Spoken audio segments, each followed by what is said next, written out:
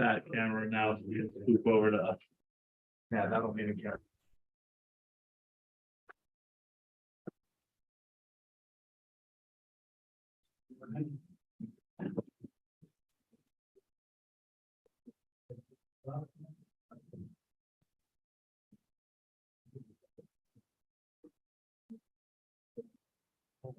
We'd like to welcome everyone to our South Weaver City Council meeting this evening. Today is Tuesday, August the 23rd, and it is 6 p.m. We'll begin with the Pledge of Allegiance from Councilman Halverson, and then I'll offer a prayer. Please stand. Pledge allegiance to the flag of the United States of America and to the republic for which it stands, one nation.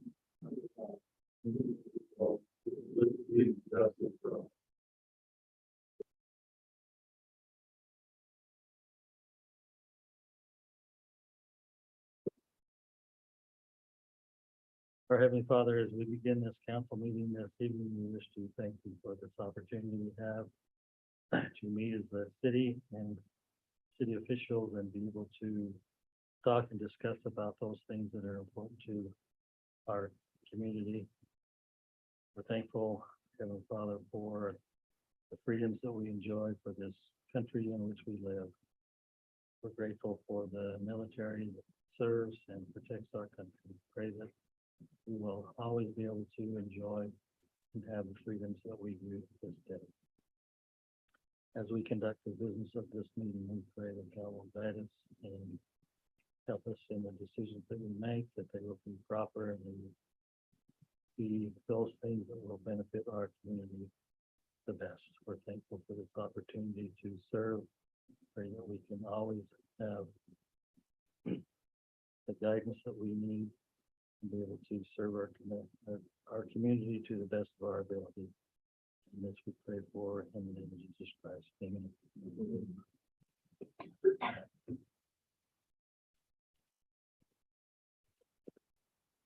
Okay, we'll begin then with public comments. If you have public comment, we'd ask that you come up to the microphone and address us with your name and address and direct the entire council, and the council will not respond to your remarks. So anyone with comments, we'll invite you up at this time.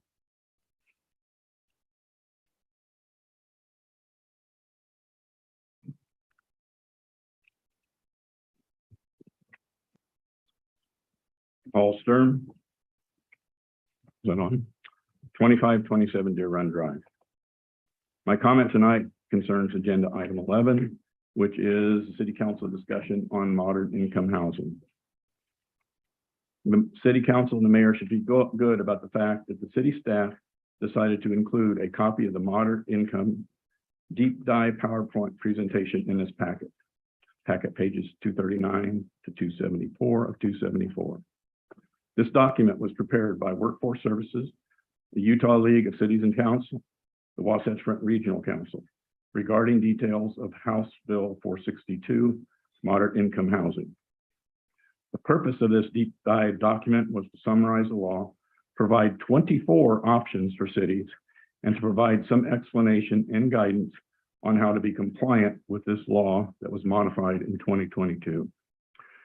This included a due date on when to have the plan completed, which is 1 October of 22, and to have cities propose timelines for implementation of their moderate income housing plan. The one issue that I have had to do with the public hearing that was held on 11 August of 22 during the Planning Commission meeting. It did not contain this detailed information for the general public. The staff summary only included what was predetermined options that were to be discussed during this Planning Commission meeting. Thus, the regular South Weaver city citizen may or may not have been aware that the document existed with other options. Since this was a public hearing, the public should have been provided with all the information to provide their public comments. The 24 possible strategies available to cities such as South Weaver City were not provided to the public for discussion during that planning commission meeting.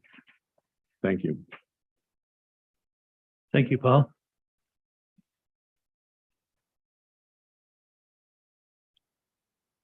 Lynn Paul, 826 East South Weaver Drive.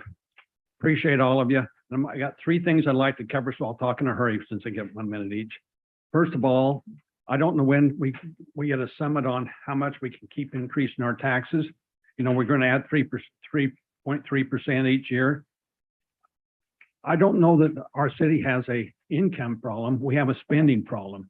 I don't know how we justify all the equipment down at the fire department when you got four brand new trucks, 2 pickups, which are not used to fight fires. I don't know how we justify that. When we all have a lot of dirt blowing into our city, when the wind comes from the south, when we have a bad storm that comes with the south wind, it fills this valley right off this point up here full of dirt. I cut a patch of hay just after the last bad wind we had. It was so bad, and we just got through watering it a week before. It was so bad that I had to almost get a mask to cut the hay. There was so much dust and dirt in the air.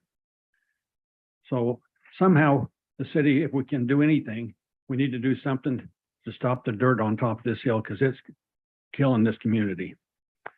Third thing, I pick my grandkids up at school every day, so I'm there every day. That is a mess. If the road traffic coming out to South Weaver Drive, if somebody from the city would just make a little dotted line so we can get 2 rows of traffic coming out 1250, there's room for them. If the people will slide over to the east and over to the west, there is room for it. But there's also a van that parks on that street, a white van that's on that street all the time, so people can't get past them. That would really help get the traffic away from the school if somebody would do that. I see people come in, you all been to the school, most of you have had kids there. You go to the school and there's a roundabout where people can pick up their kids and drop them off. And those spots all get filled by people wanting to pick up their kids. And I don't know who they are, but we got several people in our community that pull up and want to get in that line. And they'll get in that line, they want to get in that line and it's already full. So they'll sit on Lester Drive and wait for somebody to pull up. Well, nobody's going to pull up until the kids get out of school. They'll sit there so long that the bus can't even come past them to go pick up the kids. Now, you would think when the traffic's backed up, they would move, but they don't. So, you know, just a little help from the city, especially on getting the traffic away from South Weaver, down on the South Weaver Drive would really help. If there's only one car going to South Weaver Drive, they try and turn east, and they can't do it because the crossing guard's taking the kids across the street. As soon as the kids are across the street, she comes back, then the traffic all comes east up South Weaver Drive. So they just sit there. So if they can make it so we could at least get those going west, it will sure help that traffic. And I'd appreciate if something could be done. Anyway, appreciate all of you. Thank you. Thank you. Thanks, Lynn. Thanks, Lynn. Yeah, my name is Ralph Knudsen. I've lived 523 East Green Springs Way. I've lived almost exclusively in Roy. This is my complaint. I've already issued 3 complaints.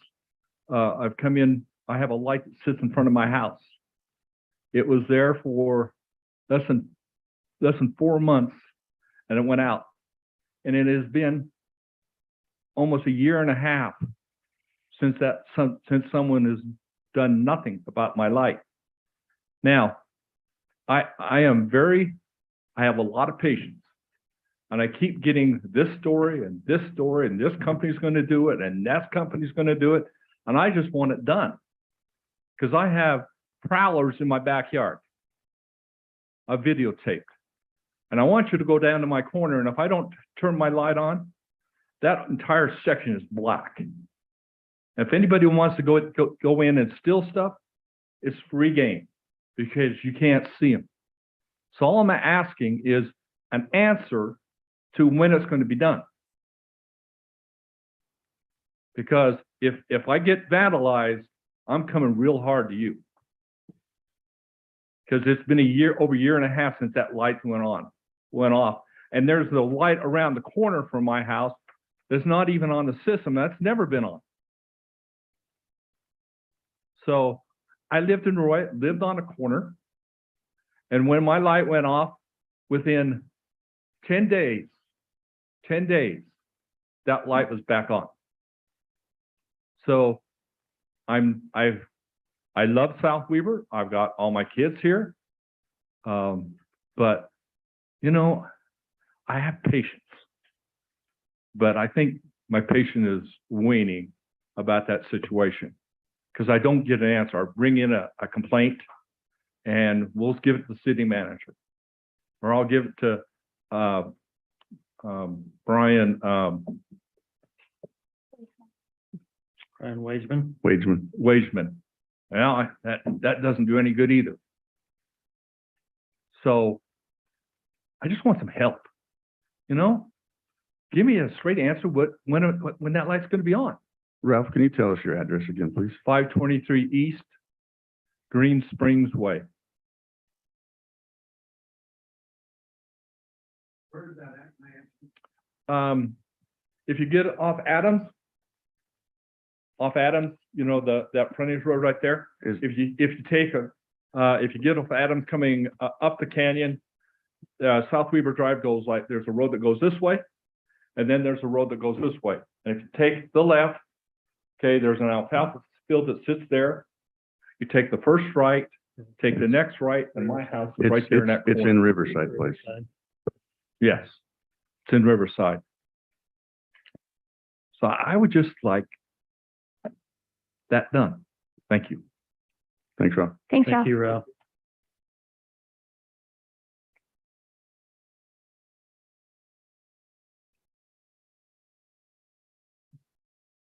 Michael Grant, 2622 Deer Run Drive.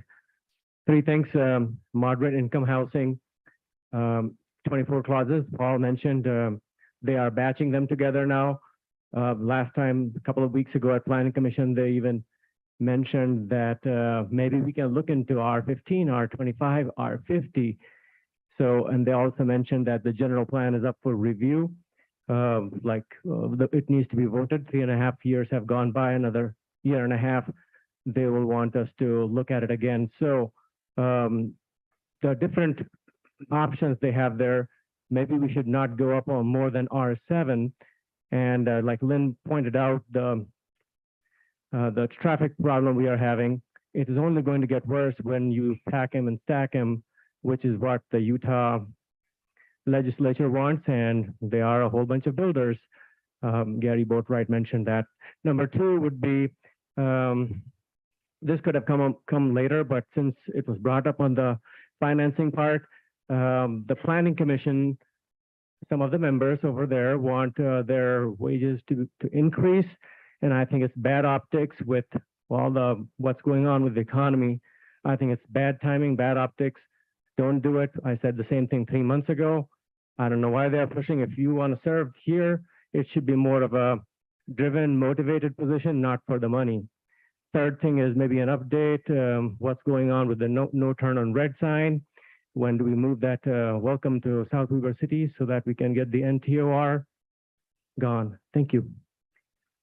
Thanks, Thank you, Michael. Michael. Thanks, Michael.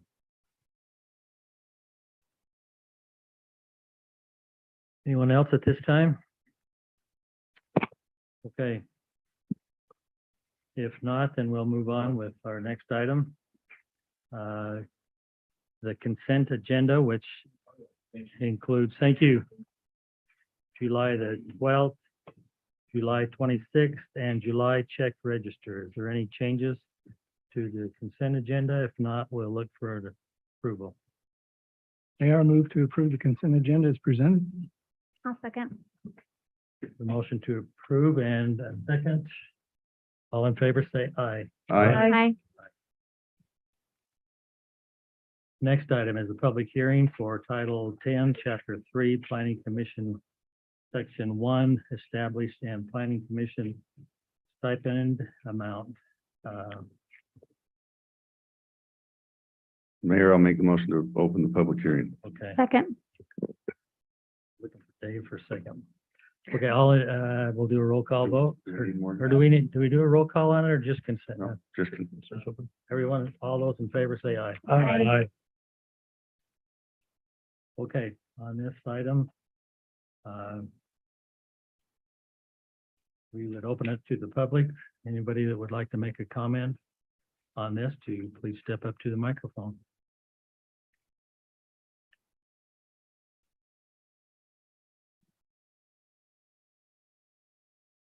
Hello, Gary Boatwright, 579 Peterson Parkway.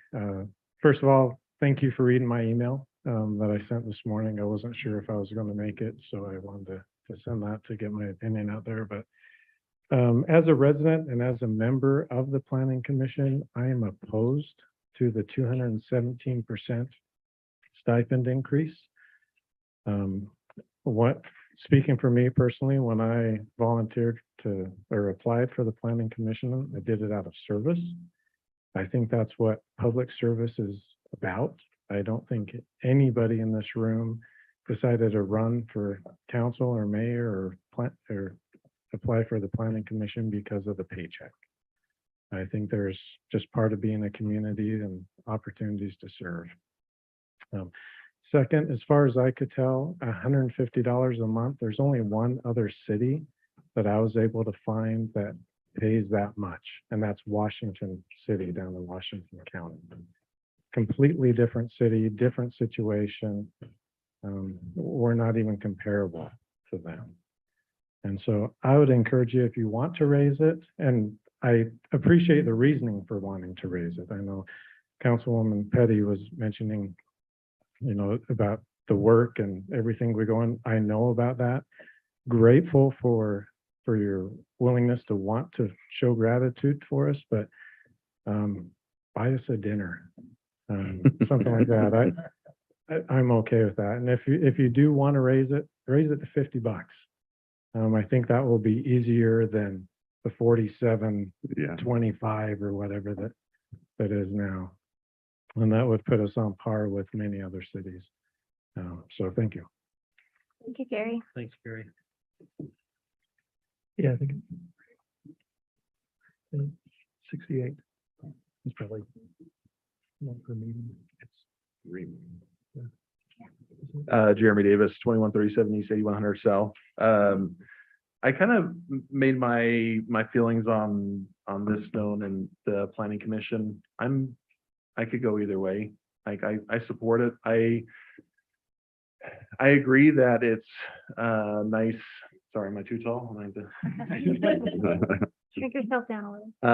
I agree that maybe the timing isn't the best because of everything else that's going on. So that's definitely something to consider for sure. I, like Gary, I didn't seek a position on the Planning Commission because I was looking for an extra paycheck. I do like serving my city, and I'll continue to serve as long as you guys will allow me to. But I do think that people's time is worth something. And I don't think the amount of money that you guys have determined would be appropriate. Is inappropriate to pay someone that decides to serve. Like, I don't think it's exorbitant by any means.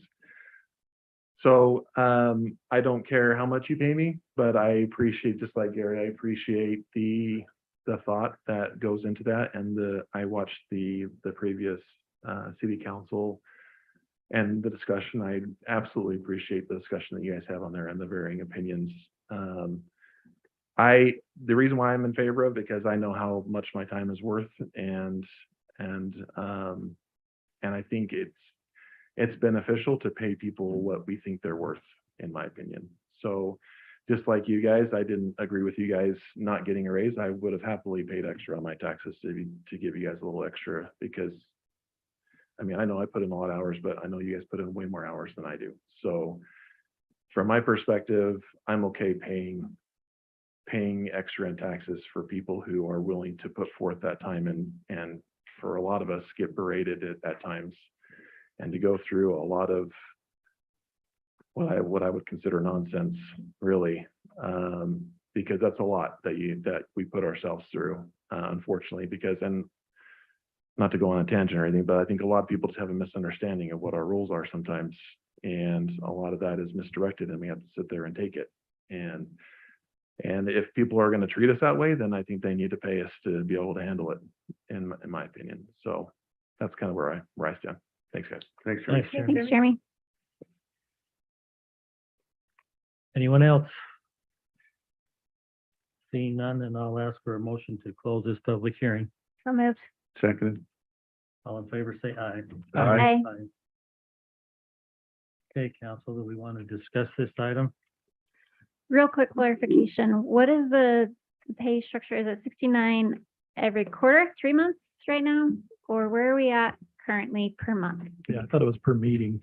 It is $63 per month. Per month currently is where we're at. Okay. So per month or per meeting, because they do have the special meetings sometimes that the developers pay for. As far as I've been aware on all the pay records, it's been an average of $63 a month. So Is that correct in the back? There's some eyes looking. I'll double check. Considering taxes may be taken out. Well, as far as it goes, 186 a quarter. Okay, so that would be right. Okay. So the $50 would actually be a deduction in pay. So moved. So Gary wants a pay decrease.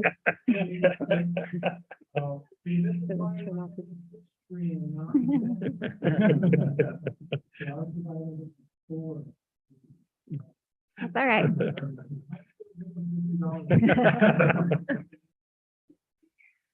Noted, thank you. Okay. Thanks for that clarification. Can I ask the two of you a question? Would the amount change in your mind if it wasn't for you voting a quote unquote raise for yourself?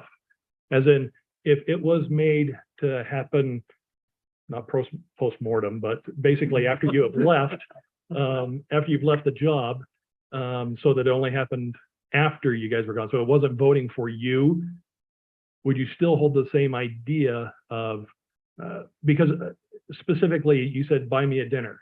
Well, and the idea for me at least was always, the people that are doing it shouldn't have to suffer if they have to go out and get another job. That means that now they can't serve. And that relates back to really, quite honestly, a dinner for some of these people. And it shouldn't be just kind of the wealthy or the ones that can afford it or the retired that have the opportunity to do service. So would it matter if it wasn't speaking directly about you, but to the next group? I'm just wondering. For me, no, I think it would be the same. So I feel it's a little weird and self-serving Yeah. to be, so it's a little awkward, but I think regardless, I would feel the same. So if it had nothing to do with me and and you say, okay, this raise is only effective 3 years, starting 3 years from now or whatever, I would 100% support it. And like Jeremy, I'm the same. I would be against it. I think it's too much, honestly. And thank you for correcting my math. Again, that's why I went into history, but I think just given the circumstances, given the tax increases and fee increases that have been imposed on the citizens, doing that and then raising our stipend, probably 200% now. I've got to do the math now, but it's still quite a bit. I think I would still be opposed to it. Okay. Thank you. Thank you. So staff, I'm going to ask you to do some math. Okay. So what is the difference between currently what they're getting a year and the proposed amount? It's easy, do it. $1,044. So we're talking $1,000 a year.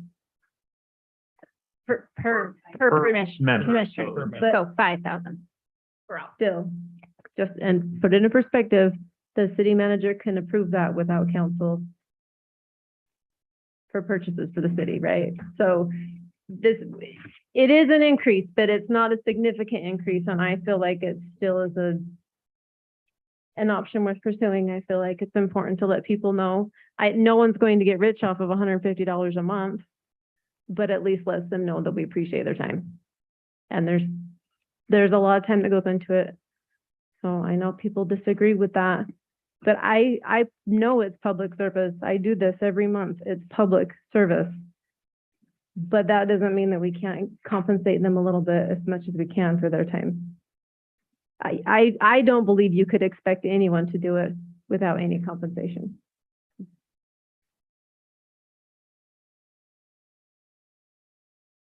Anyone else?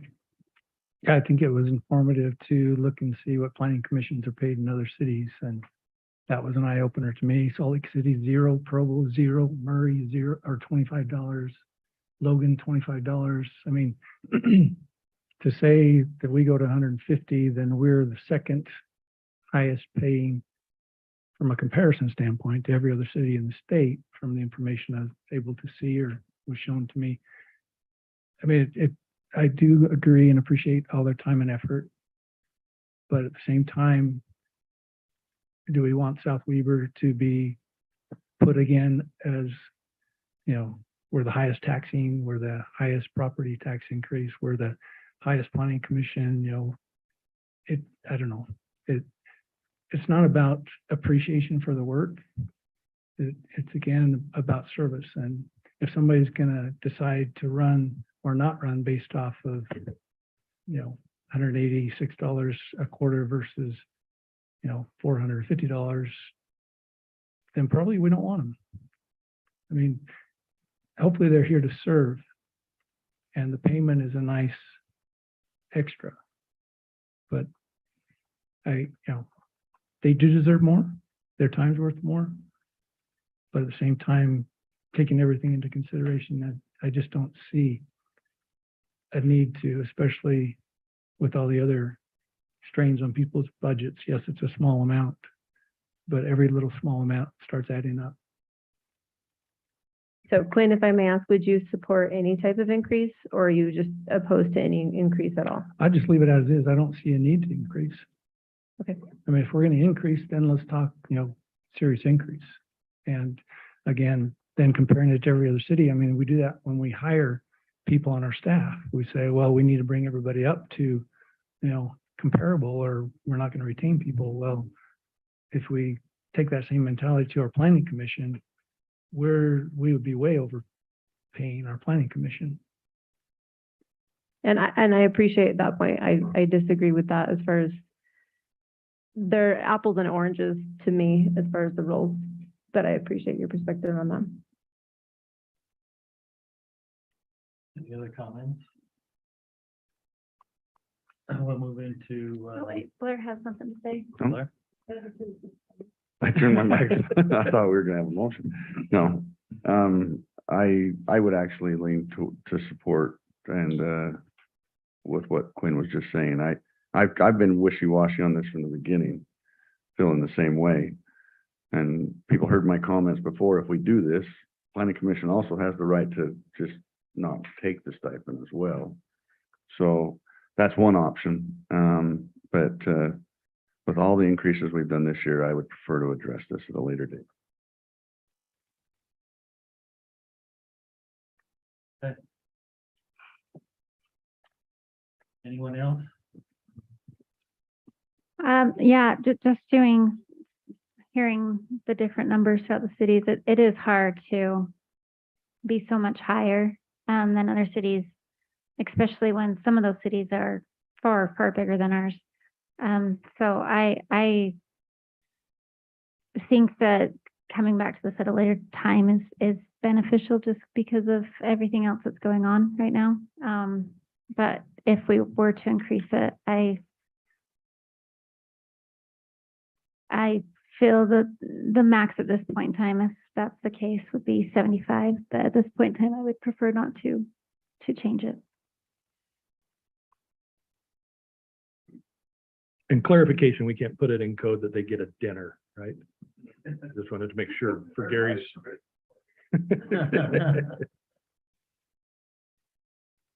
Okay, then with that said, we'll go to ordinance 2213, Title 10, Chapter 3, Section 1, Planning Commission established. Someone like to make a motion on this? Mayor, before the motion, just procedurally, Okay. so that everybody's aware, we still need to update our city code so that it aligns with state law. If you look in the packet and see the language there, if you'd like to change the number, right, the amount, or if you'd like to change it to be per meeting instead of per month, you absolutely can do that. I think those are the two decision points, but the language still needs to be updated as it is presented.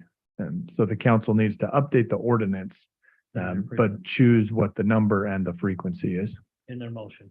So if you'd like it, yes, in the motion, as it's written, if you just made a motion to approve as written, then that's the $150 per month.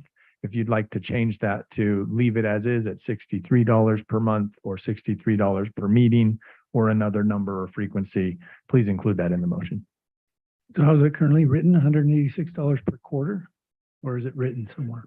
Well, right now, that is not written in code, and that's the problem, is that state code requires us to have it written in our city code, and it's not. So we need to establish it in So- city code. So page 34.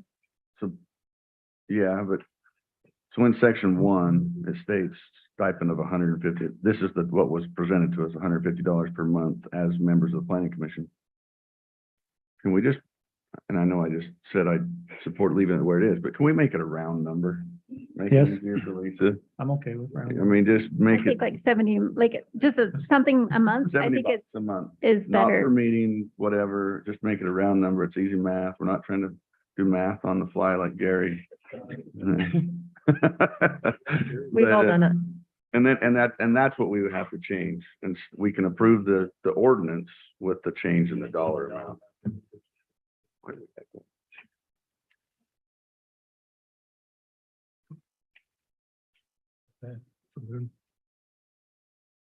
Someone want to make a motion? I'll make a motion to amend ordinance 22-13, Title 10, Chapter 3, Section 1, Planning Commission established with the list, or with, an amendment to, sorry, let me go back. Include the wording, as a stipend of $70 a month as the members of the planning commission. Does that work? So you're just changing the 150 to 70. 70 a month, yes. Yeah. Okay, we have a motion. Do we have a second? I'll second that. Can I just make one? Yeah. You said a motion to amend. I think it's a motion to approve True. ordinance 2022-13 with the amendment you Okay, mentioned. I'll make a motion to approve the resolution with the, let's start over. Approve ordinance with the change of wording to $70 per month for each planning commission member. Are you okay now? Good with that, Blair? With the second? Second it. Okay, we'll start with the vote. Councilman Deal. Aye. Aye. Aye. No, Aye. Okay, motion carries 4-1. Next item, resolution 22-41, certified property tax rate of 0.001273. Any comments or any discussion on this resolution? Maybe I do have some comments. I know it's a difficult thing, raising the taxes and everything like that, and we've had a lot of back and forth and discussion and, you know, what's the amount. And my recollection, which may or may not be correct, is a couple years ago when we had the 100% tax increase, we had tentatively said, well, we want to do it every other year rather than every year. And so then we didn't increase till 2021. So this year would have been on that rotation, would have been a year to not adjust it beyond what the county was proposing, and then next year we would be doing it. However, a couple months ago, when inflation was getting out of hand and was skyrocketing, and everybody thought it was going to just be a mess, we decided to increase it 10% rather than hold the rate, which have been much higher than that, but not accept the county's proposal, which would have been lower than that. Now that we've got 2 months under our belt, inflation has possibly leveled off. It could still go terrible. It could stay where it is, but we're not even at 10%. So I'm worrying and wondering if our 10% may be beyond what we really need to have. The other thing is, a few years ago with Councilman Windsor, we started putting away money every year to save for rainy days, to build up some of our surplus and supplies. We had excess sales tax in 2020 and 2021. We had extra money that we didn't plan on in others. Maybe this year is a rainy day year, and we hold to the original, accept the county's amount and pull some of that extra funds that we got in the past to cover the extra $200,000 that we think we need for this year. So that's something I just would ask to be noodled over. I'm gonna need a little bit of a recap. If we hold the county's rate, what was our, 0.01152. what was our revenue going to be? It was going to be $980,000. 80? 980,880. And our current one is $1,080,000 or $1,078,000. So it's actually less than $100,000 different. And our current rate is, that we proposed The is current one is 0011 273. 1273. Okay, thank you.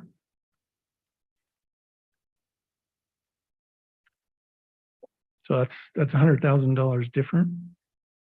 But again, I believe we easily had extra sales tax, and Mac, you can correct me on that, but and or other revenues that we hadn't budgeted over the last couple of years. Is that correct?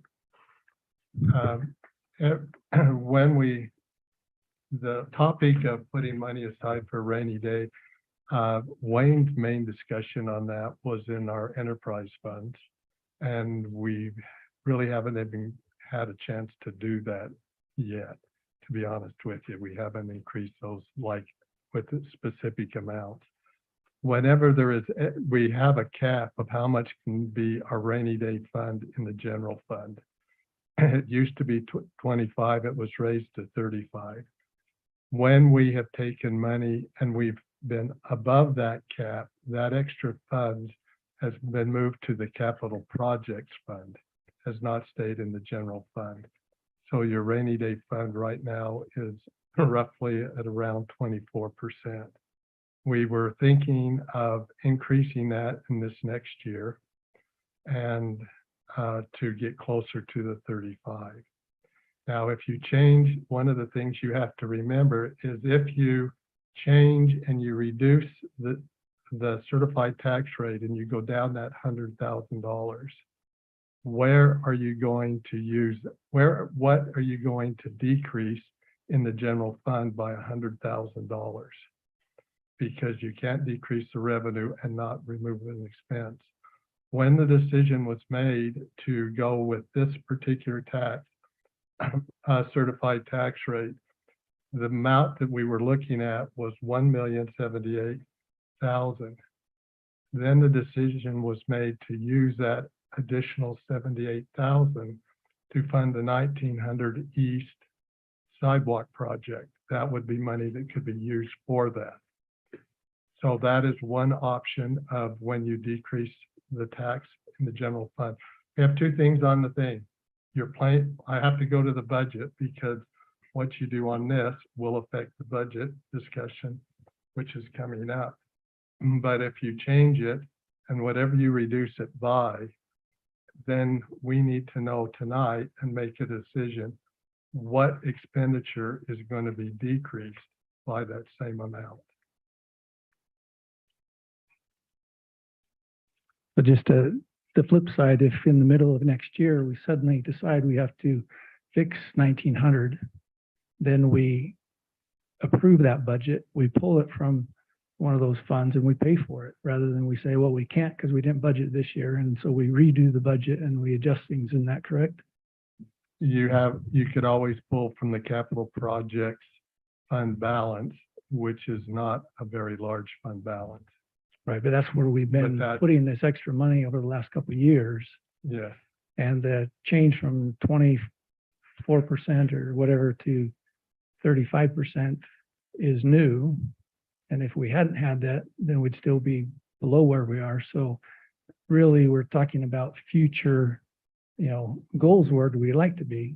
But if we have a financial need and we don't need and want to burden our citizens, then it's an option I think we should consider. And that's the option. That's a decision of this council. All I'm just saying is whatever your decision is, I need to know Right, what to take out of the budget. what the effect is and how to amend it, how you're going to guide you in changing the budget. And the next thing that you'll be discussing, and when you approve the final budget, what that effect will be and how your motion to adopt it should be made to signify a decrease in revenue and a decrease in expenditure. And this may be a moot point. If the other city council members feel different than me, then we don't need to do any of that math.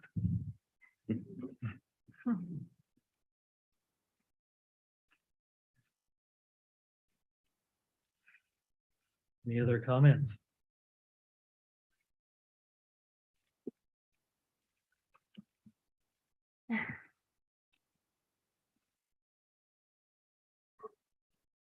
Well, I appreciate you bringing it up.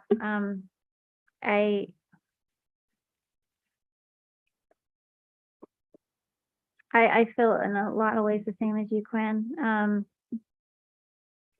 The property tax increase in 2019, meaning our next one would have been 2022. We ended up doing the paramedic in 2021, which I was surprised at the time, thinking that we were just going to swap money from the county to the city and it would just be a wash. But then they take the latest values of homes, so it actually ended up being a little bit more than just a straight across the board swap.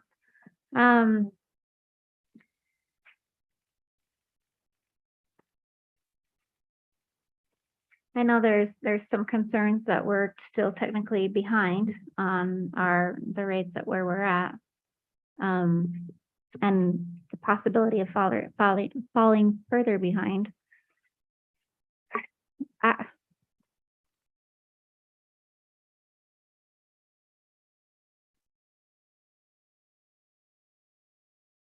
don't know. I'm willing to, I'm grateful you brought it up because it's something that I've kind of been feeling about too, but I don't know what to do. Yeah, and I'm not saying we have to go all the way back to the county, instead of a 10%, maybe a 5% or maybe a 3% but I just am concerned having it being a 10%, and if the rest of the year inflation doesn't go up and it starts going back down, then our crystal ball makes us look like we were not very. And on the flip side, if inflation continues to go up, we'll be that much further behind. Right. It's hard. But if we take it down now, we have to select something right now out of the budget to remove. What I worry about is that we get a $78,000 number right now for that sidewalk, and in a month or two, it's going to come back at like 198,000, and we won't be able to do it anyway. That seems to be the way things keep going for us. Well, I think that's part of the problem is that while I have I guess different sources on what the national inflation rate is, and most of that is based on food, but We know fuel has just come down just a little bit, but it is way higher than last year's budget, of which that is definitely an expenditure that's not going to change. We can't just have our city workers not drive there or get an electric bike with their tool pack on the back. I also don't like the idea of stealing from the future to pay for it now. And I guess if it was, it's tough because it's still raising taxes to meet the inflation that is hitting us. But as I was talking to Public Works just last week, every single one of the sprinklers that we're getting vandalized and kicked and taken away, commercial sprinklers are expensive. They're $400 each. We can't just run down to Home Depot and grab a $2 version of it. We have a lot of genuine expenses that the prices have gone up, and I really can't see anywhere in history where the prices after inflation suddenly drop down to what they were before. I've never seen it. So I think we've got to realize that we have a higher cost of everything coming up next year. And I still, I just want to punch myself for even saying it. We have a lot of people in the city that the tax increase is not going to be a financial burden for. But we have some that's the opposite, that it is going to be a burden for, and those are the ones I'm more worried about. I talked about this last time. Davis County does have an application that you can apply for reduced taxes. And if you're hurting, definitely you could go for that. And when we look at the amount of the city's taxes out of what the district, or sorry, the county is and the school districts are taking, I don't think we're being greedy at all. I think we're barely trying to cover it. And I don't know if cutting our expenditures really is a reasonable proposition at this time, because I don't know where we would cut. I mean, I guess we could cut council members down to 4 because we're making a lot, but yeah, I just don't know where we would hit that, and we haven't even gone into winter yet. So I'm kind of torn too. I think that it does need to be raised a slight bit of what we were last year, because we're paying for everything more than we did last year. But I hate doing it. Well, as I recall, you brought up fuel. As I recall, we increased our fuel by 50%, but fuel has not gone up 50%. It's gone up more than 100%. And this budget reflects that. Yeah. So you're saying that in the budget, it's already increased at 100%? No, our budget We was, only increased it 50%. Yes. So what we increased it is actually half of what Yeah, the inflation was. Yeah. It's a hard decision to make. I don't want people to think I'm up here spending money and it's not mine. We have to have this balance, and it's hard to decide what's going to be best for our residents. But I don't see anything right here that says remove this from the budget. That's an easy removal to take out and put our rate back down to what the county said. Well, I do think it is. I mean, you got to remember this whole thing is based on the huge amount of equity that's now gone into everybody's homes. It's not like they can pull it out, but at the same time, this isn't something that we caused. We didn't cause the inflation, but we do have say on whether the services that the city provides drops in what they can accomplish. And I think that our responsibility, or at least I feel for mine, is that we have to be able to give the citizens what they expect out of the city. I mean, we can nickel and dime a few things, and I think definitely we should be looking forward, because I don't think this is going to be fixed this year. I think it's going to keep on going and getting worse. That we probably ought to look at what major changes we can make, but those are going to be major changes, and those aren't things that we can just talk about, quickly here and just say, okay, let's get rid of the whole, department or something. So, yeah, It's tough. I think property taxes are a tough one because as you look at everybody's taxes, everybody looks at it from a percentage standpoint. I mean, we all pay personal income taxes and business taxes, and it's all in percentages.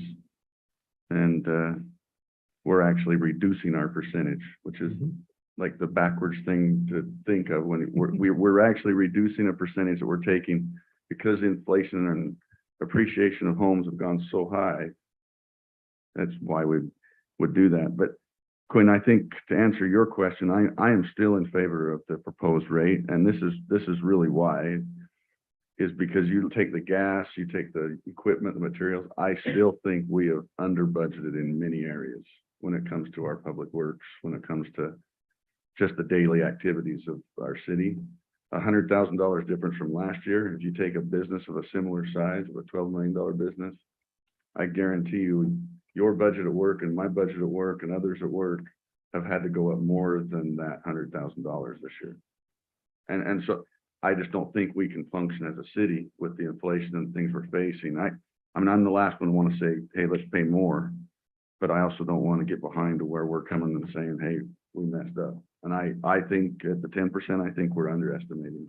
If gas and things like that our daily commodities that we're going through and burning through as the public works and fire and all of that, it makes me very nervous. So I just don't see that that's even going to cover it. I think we may be dipping into that rainy day fund anyway.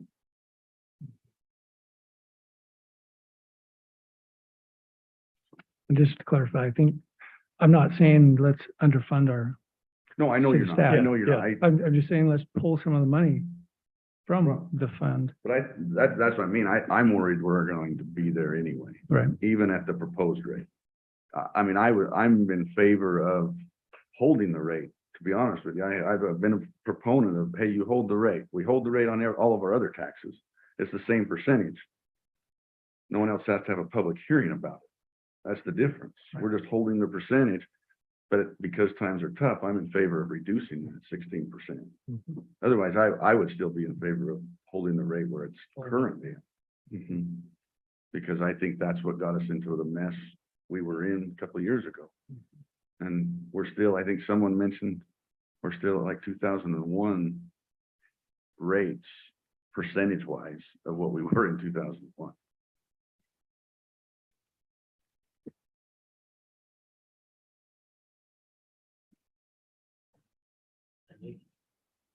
Any comments?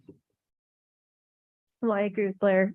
I feel like just the gas, like I mentioned, if we have a snowy season, we still have to have that expectation of plowing streets. And are we going to have enough in our budget currently to do that? So I agree with Blair. I think it's important to keep it at what we have proposed. Quick question for Mac. I was going to pull this up real quick, but you'll probably know faster than I will. Our building permits are down as well. Is our impact fee revenues for our parks and stuff, I'm assuming are less than what we predicted as Yes. well? The building permits, when all our revenues from building permits go down, that means the impact fees are down that same amount. I think we're down about 30%. 30%? Maybe 40 or 50. 40 or 50. It's a significant amount when you look at Okay. the previous. And so that means the impact fees are also down that same percentage. Okay.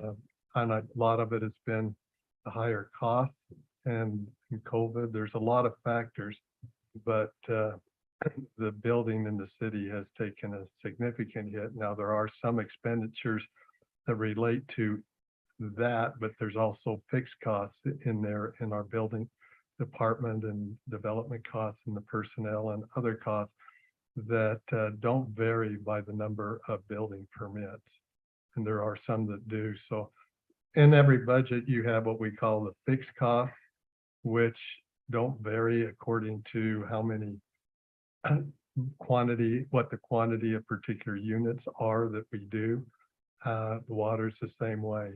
There's things that by thousands of gallons, how many gallons we sell, can go up or down, but there are fixed costs for the maintenance of the system and that don't change.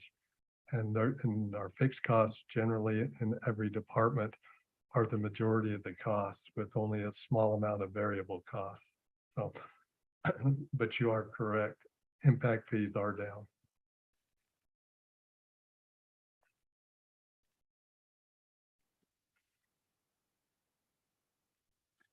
Mr. Mayor, I think it's just something I wanted to put forward, and I think now's the time to do it. I have gone around and looked, and a number of different states and cities have set up kind of a tax relief program in which deferral of taxes can be done if you can qualify, especially for fixed incomes, because we do have quite a few people that are on a fixed income, and when we do take a little bit more of their money, there's no place they can get it back. I mean, there's, it's not like they can increase their hours at work or anything. And I just thought maybe we could do some type of feasibility into, is there anything that cities do? Because I found a couple in Washington and Oregon that kind of have a deferment of it, and actually have some big programs in which you can defer it a couple of years and then it comes off of later on. But just something that maybe we could look at, or staff could look at, and just see if there's anything we can do, because I do recognize it is a burden out there. Joel, just in comment with that, Yeah. You made a significant point. In the state of Utah, most of those deferral programs are handled by the counties, and there is more than one deferral program. It isn't just one program that our residents here have if it's a struggle to contact the county. Every county has multiple deferral programs of some type. And usually those deferral programs relate to the agency who collects the taxes. There are states who have, the cities actually collect their own property tax. And so they have, that's generally where you'll find a city with a deferral program. In the state of Utah, the counties assess the property taxes, they collect it. And so they're the ones that you go to see those deferral programs. But it is important, we do put on our website notification, and I even believe that Truth in Taxation Notice addresses that contact the county to check into what you may be qualified to apply for. Okay. And every year there are adjustments. We see that in the actual amount of revenue we collect is usually less than what is projected, because there are those who go to the county and get deferrals and get relief in one way or another. And so we as the city and the county are very cognizant of that. And that's why those programs are out there. We have it on our website, the reference. The county has it. My son works for that in Weber County, and he said he actually is in part of that program, and he says people just don't take advantage of it as much as they should. There's a lot who do, but they spend an awful lot of money on an effort on the county levels to try and get people to do what they're eligible to. So I just wanted to just put that on public. No, I appreciate that, Mac. So That's that great. people will that might be watching will realize that they can go to the county and look to see what they can do if they are struggling. Yeah. That's very good. Thank you, Mac. Thank you. I know there's been a lot of hard work put into this budget, both from the staff and from the council, and we looked at this in numerous different ways. I don't feel at all that we are asking for more than what it's going to take to run this city for this next fiscal year. We're not putting money away. We're not putting money in our pockets, building up our rainy day fund. We are trying to just function as a city, and with the inflation and everything that we've been faced with here in the last 6 months, want everyone to realize that we don't necessarily want to do this any more than you want us to do this, but to provide the safety and the necessities of this city, feel that this is the rate that we need to adopt at this time. And as Blair has mentioned, actually, the tax rate is being decreased from what it was from last year. And we felt that it was needed to do that and not hold the rate, which would have provided a significant amount more. So on the mayor's standpoint, that's kind of where I'm coming from. So with that, we need to move on. And so ask for a motion on this. Mayor, I'll make a motion to approve resolution 22-41, certified property tax rate of 0.001273. I second that. Okay, we'll begin with the roll call vote from Councilman Halverson. Aye. Aye. No, Aye. Aye. Motion carries 4-1. Next item, resolution 22-42, final 2022-23 budget with consolidated fee schedule. We discussed on this. Any other discussion, or do we want to move forward with a motion? Did we have to make any changes based on, I think, one of Quinn's questions? it was just typos, right, that you could adjust. We're good. Okay. Yes, there's no changes need to be made. The one that he had about an estimate being there, that's just a typo. The estimate, we're not adopting the estimates, we're adopting the budget. Okay. So we can make those after you adopt the budget before we actually publish the budget. The one I will address, Planning Commission, my recommendation is you don't need to change the budget. You said what it should be. It's the difference is small, and administratively, we will just not spend that money.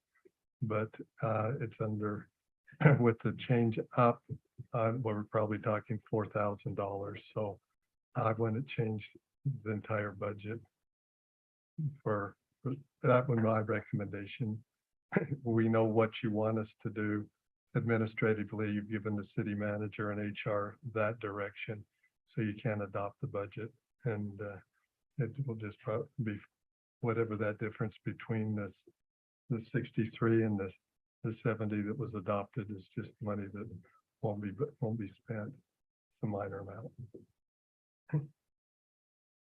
Mayor, I make a motion, we approve resolution 22-42, final 2022-23 budget with consolidated fee schedule.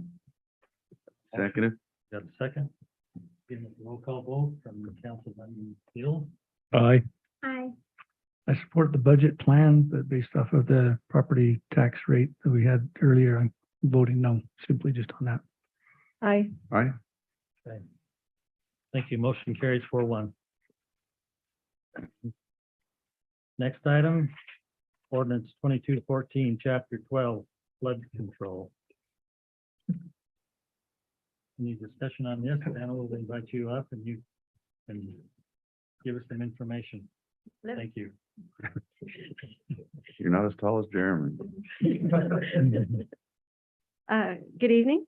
My name's Dana Schuler. I'm with Jones and Associates. I work for Brandon. It's nice to see some of you guys and new faces as well. So as a quick background, FEMA has, after many years of developing the studies and such, FEMA has finally issued some new floodplain maps. There's 6 of them that pertain to South Weber, along with some very lengthy studies, books that we don't need to really get into. But with that, we need to update your flood control ordinance to adopt these new maps prior to September 15th when they become effective. What we did, the state has a template flood control ordinance that they have developed in coordination with FEMA. We used that and went through with staff, basically line by line, and selected different options where they gave For example, a building above the floodplain elevation, you can select at the floodplain elevation, 6 inches above, 1 foot above, et cetera. So we mainly went with the state's recommended standards. We did choose some higher standards. And especially if you've seen in the news the last few weeks, there's been considerable flooding around the nation. So I feel really good about our higher standards that we're looking to adopt. Everything is just in coordination with the state. FEMA has reviewed the ordinance. The only comments that they had was that we deleted the sections pertaining to the AO and AH zones. Those are zones that you don't have any. So I figured I avoid confusion by just deleting those sections, and it doesn't affect the rest of the ordinance. But that is I guess the simplified version. If anyone has any questions about the ordinance themselves, the contents, I'm happy to answer them. So let's pretend I'm new here and don't understand any of this. When you were saying that we increased the standards, what does that equate to in the city and the requirements we put forward with construction or building or any of those kind of things? So when someone comes in with a building permit and they are located within the floodplain, they have to go through a separate process. It's for a floodplain development permit, and they have to meet these regulations. So if they want to build in the floodplain, they can, but based on our ordinances, and I believe the previous one also had 1 foot above the floodplain. So their finished floor must be 1 foot above the floodplain elevation. They can do that by raising their house on beams or adding fill, and there's different requirements they have to go through for their method of construction. Does that kind of? Yeah. So when you're saying the specifications that, we raised it 2 feet above the floodplain and stuff, or did we increase the size of what we require a floodplain? So the floodplain is defined by these maps. Just by those? Just by these. Okay.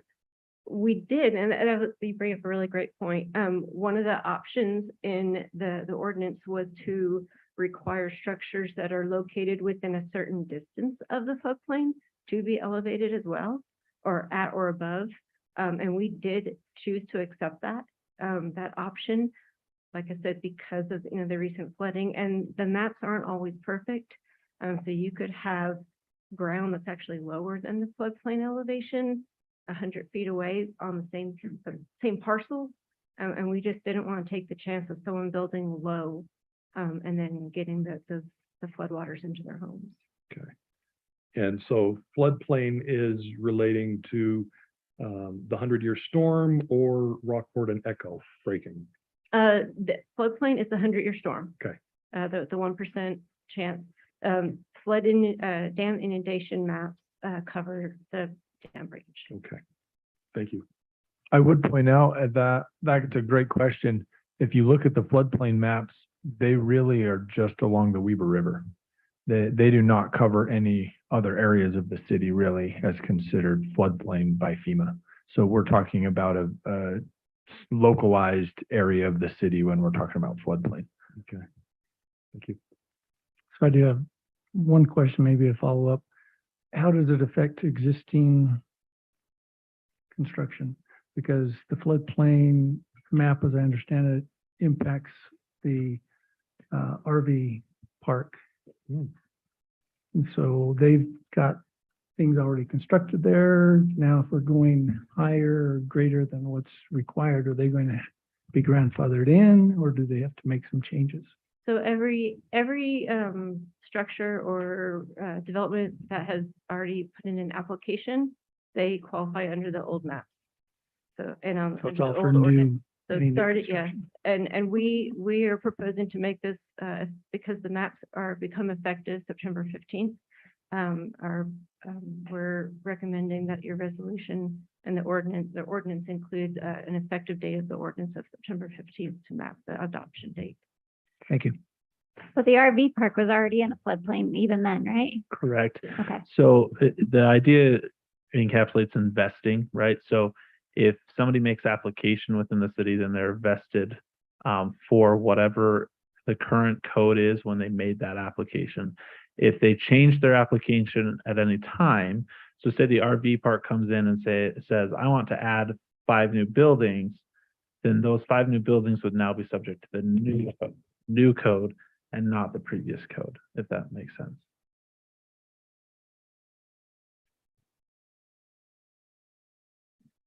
Okay, you have a motion? Thank you, Dana. Mayor, I would love to make a motion. Are we just approving ordinance 2214, chapter 12, flood control? I thought that was a question. I'll and then- second it. Turn the paper over to somebody. Okay, we have a motion and Hold on, Dana says no. second. Are we approving it?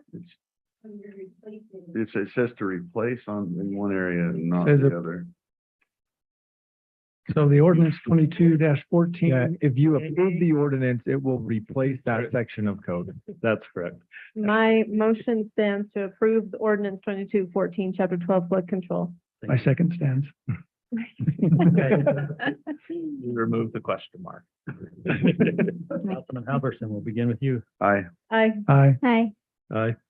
Okay, thank you. Motion carried. Okay, our next item, discussion on our digital South Weber sign. We'll make a decision on what we're going to do here. As we mentioned here a few months ago, we talked with Yesco Sign on making some adjustments to that sign. The sign is not being moved, it's just being adjusted so that we can take down the no turn on red and make the intersection a little safer for our residents as well.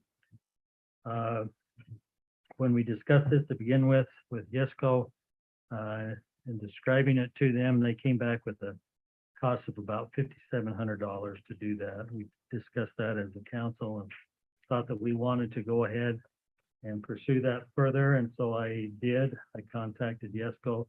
I gave them a little better description on what we wanted to do, not to say we just wanted to solidify it. I went over it pretty much the same, and felt like maybe we could reduce that a little bit, because I told them that we had some residents and some people that could help out with that.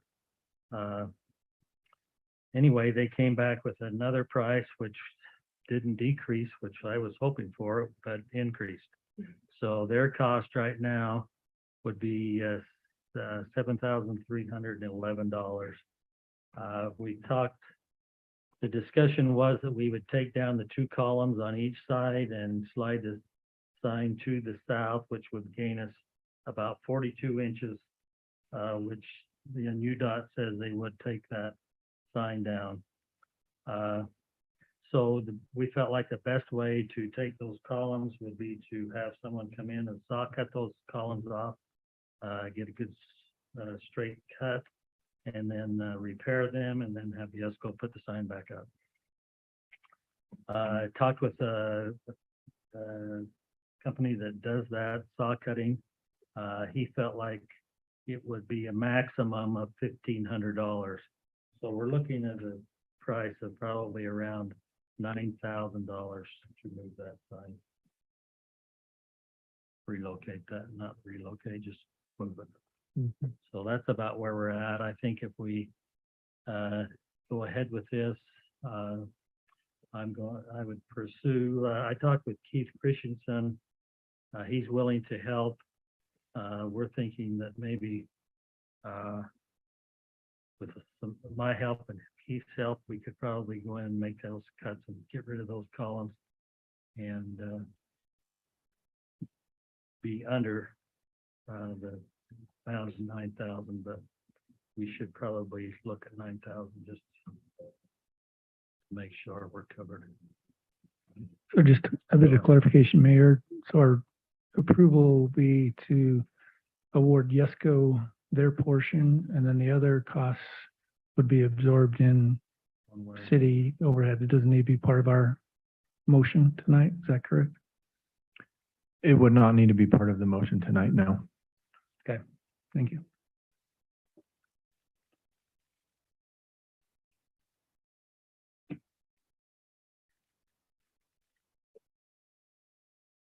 So that's it. Don't know what else to say. It's awfully What quiet. do we want to do? Is moving the no right turn on red worth $9,000? Michael? So moved. That's only one trip to the hospital, so it's Nathan. okay. I really, really hate to pay to move that sign. I really do. But I am concerned about, it's like kind of beating a broken horse. No, it's a dead drum. No, Broken drum. broken drum, dead horse. About what I said regarding this, I just feel in the future that no turn on red is going to compromise the integrity of that intersection. And we're going to be redoing now those 2,700 updates in like 2 years instead of 20 because of it, I think. So I feel like if we don't move it now, it's going to be even more move it later. And we'll have to move it sooner because we're going to need to upgrade that intersection sooner because of the dang thing.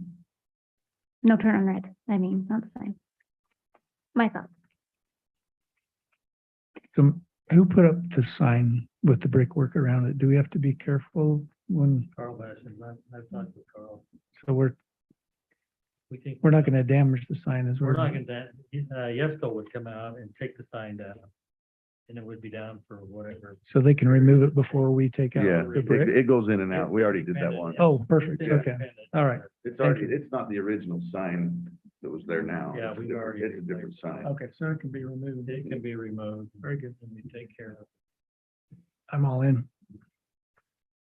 All in on Quinn? All in. Wow. For spending money, all in. That is the first. That's Or- saying something. Wow. Or our residents. Wow. Maybe we could pass the hat around and our residents would pay for it. Some of them may, yeah. Michael's covering a big part of it. We tell them that for the record. Yeah, it was on the record. What does Joel think? I'm so happy to get rid of the signs. Serious. It's been a point of contention for the city for the past year and a half, 2 years. It needs to just be taken care of. We've talked about it enough. It's a safety issue. Everything else really doesn't matter at that point. I've gone through it, and when I used to drive my truck because it worked, yeah, it wasn't that big of a deal, but now that I'm in my son-in-law's car, yeah, I can't see around it. So I see the need for it. And when it comes to safety, I say we just go on and do it. Truly, my biggest concern is the trucks that are leaving the pit or any traffic from the park and ride area when people are trying to turn. So I say make it so. Oh, I know what you're gonna do. Sorry, I didn't mean to say that out loud. I really want to vote no, just so that I have a discussion item with Michael and Paul later on. But because I truly, if people obey the law, it's not a safety concern, and we're gonna go spend $10,000 for something that's not a safety concern because it functions.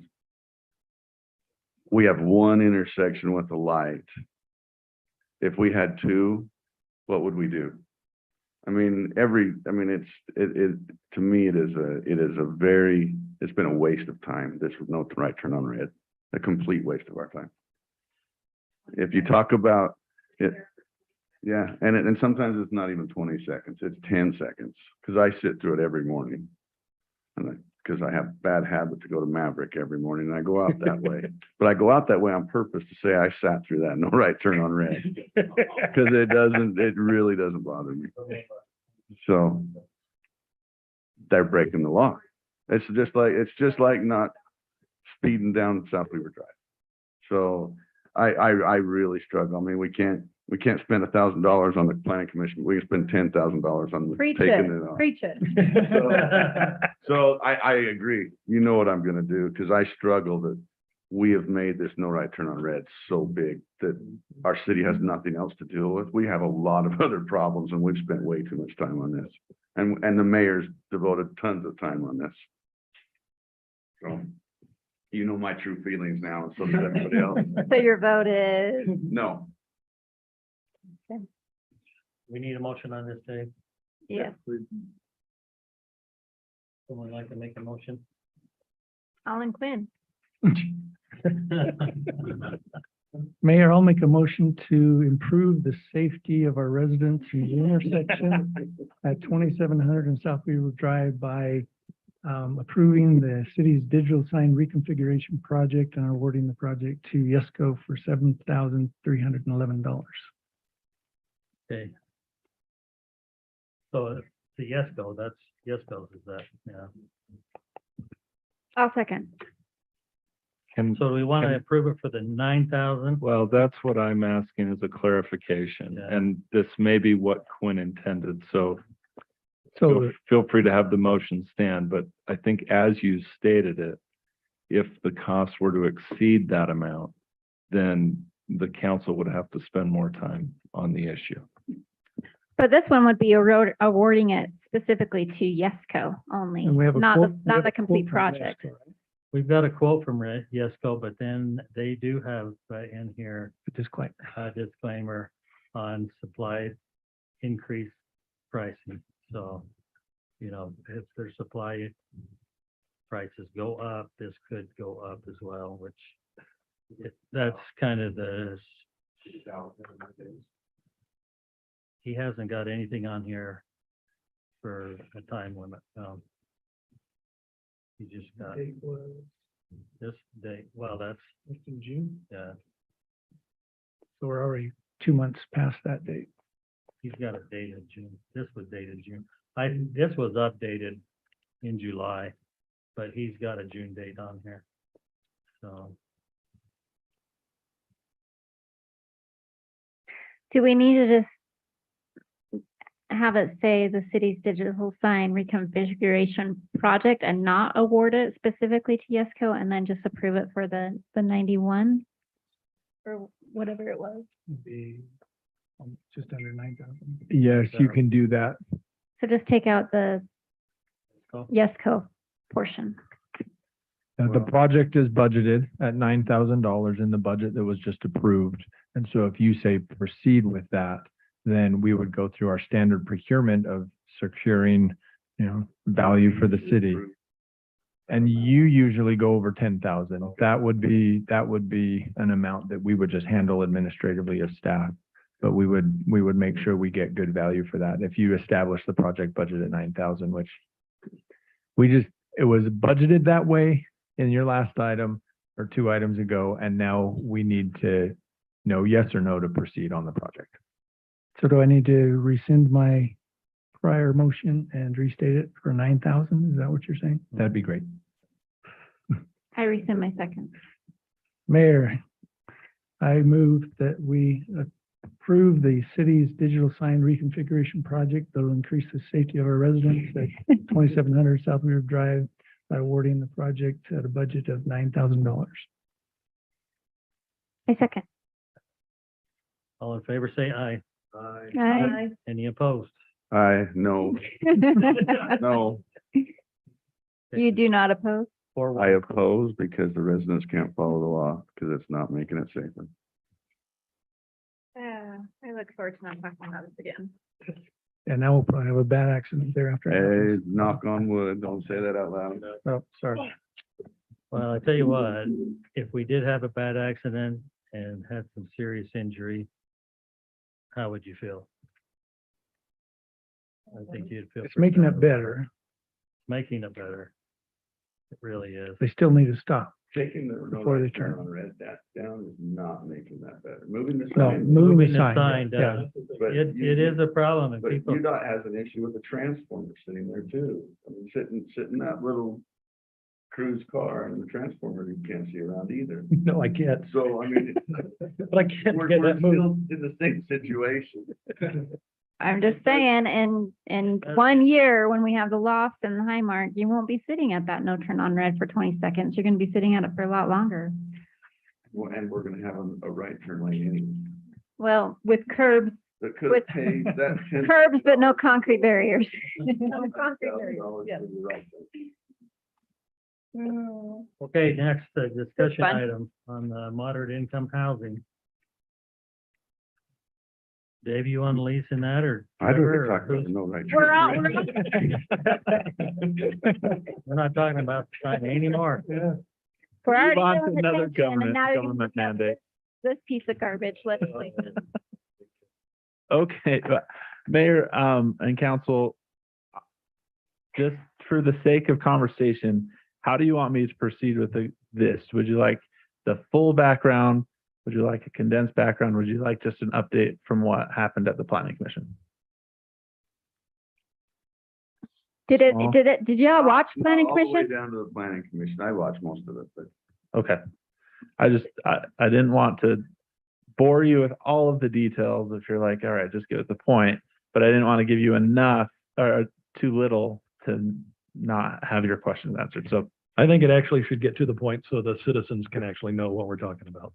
And if that starts with the planning commission, that's a great place to do it, but. okay. So House Bill 462 made affordable, it's Utah Housing Affordability Amendments was the name. It became a law on June 1st, 2022. It creates new modifies existing requirements for a moderate income housing plan. When we look at our selections that we had chosen previously, it does significantly alter two of those. One is a minor not altercation, that's a different word, alteration. Altercation maybe. And so as we look at that, we need to take a hard look at least two options, but we should identify the three just to make sure that we have selected the three options that help meet state code. Now, we can opt to select more than three. We can select up to 5. Some of the stipulations with state law, though, is that the items cannot overlap. So, for an example, there's an item that we can select to rezone properties for higher density housing. And then there's an option of rezoning commercial properties for high density housing. Since those two are in effect the same, one's just a little more granular and specific, those two items can't be selected as two individual items. They can be two items that can work in conjunction. The state is expecting two items that are separate and distinct from each other. Another example would be Hold on looking just a second.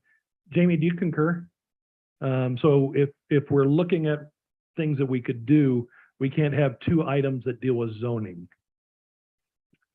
I don't think it's two items that deal with zoning. I think it's that you can't only make those items available in the same location, is the way I had read it. Let me pull the language while we're having the discussion, Okay. and we can double back to that point. And does that work, Trevor? Yeah, because I remember that coming up during the planning commission, and I still didn't understand really where that overlap, how critical they are versus, loose on the language. Yeah, let me look at it right Thank now you. and I can give you an opinion. Continue. You can get that clarification. However, we do need to select three options. There are 24 options that were given, and I did provide you with the PowerPoint from the Utah League of Cities and Towns and other entities that created that report. However, Can I just interrupt a sec? You said we need to do 2, but you recommend 3, and I said we need to do 3. well, What is it that there's we really have there's to do? 3 selections that we have to do. Out of the 3 previous selections that we have in our prior moderate income housing plan, 2 of them are changed significantly. One is changed very insignificantly. It's a word change. It's demonstrate rather than invest or something similar to that. I can get to that. But we have to exactly. get 3 then. But we have to 3 total, but and sorry for the mistake or the non-clarity on that. Yeah, that was a Haley word. So let's talk about those. The 3 options that we had previously were facilitate the rehabilitation or expansion of infrastructure that will encourage the construction of moderate income housing, preserve existing moderate income housing, and apply for programs administered by a metropolitan planning organization or other transportation agency. The new options, if we were to try to go with the same options that we had previously, that were updated, are the new option for infrastructure is demonstrate investment in the rehabilitation or expansion of infrastructure that facilitates the construction of moderate income housing. The substitute for preserve existing moderate income housing would be preserve existing and new moderate income housing and subsidized units by utilizing a landlord incentive program, providing for deed restricted units through a grant program, or establishing a housing loss mitigation fund. That's a very substantial change and one that I feel like is not necessarily within the wheelhouse of South Weaver to pursue. You can disagree with me if you would like, that's your prerogative. I'm just providing my insight there. The last one, apply for programs administered by Metropolitan Planning Organization, has been discontinued, and therefore it is a very substantial change, and so we have to choose a different one on that. The PowerPoint does have all 24 options on that. For the sake of time, I don't want to go through all 24 options. However, we looked at those critically as staff prior to the Planning Commission. In the first Planning Commission meeting, we gave a more narrow focused look at what those are. The Planning Commission also looked at other options that were within the document and provided some feedback and alternatives for that. After that meeting, they had selected 4 items to look more critically at as I was beginning to create the implementation plan, which is a significant change to the ordinance, or the state law is requiring us to include a implementation plan for each item and report on that implementation throughout the years. As I was working on those implementation plans, staff felt that it would be beneficial for the conversation to include 2 other items that were in discussion from the Planning Commission. And so total 6 items were heard at the Planning Commission stage for their consideration. Ultimately, it was their decision of that night on what to recommend to the City Council. We just had provided additional insights that had come up after the meeting on further review. With the public hearing, we supplied those 6 items because it was a narrowly focused group for the Planning Commission to consider. And so not all 24 items were on the public hearing at that night.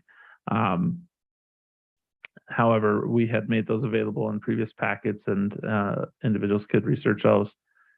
The options that were selected by the Planning Commission for review for the City Council, they determined to recommend all 6 as possible options to the City Council for your review and selection of the 3 individual or more, if you so choose, options to move forward with in the moderate income housing plan.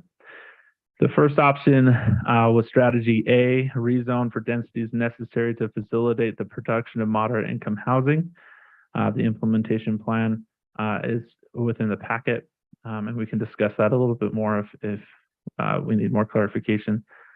The other option was strategy B, demonstrate investment in the rehabilitation or expansion of infrastructure that facilitates the construction of moderate income housing. This was the option that we currently have selected, just the modified language within the new code. Strategy E, create or allow for and reduce regulations to internal or detached accessory dwelling units in residential zones.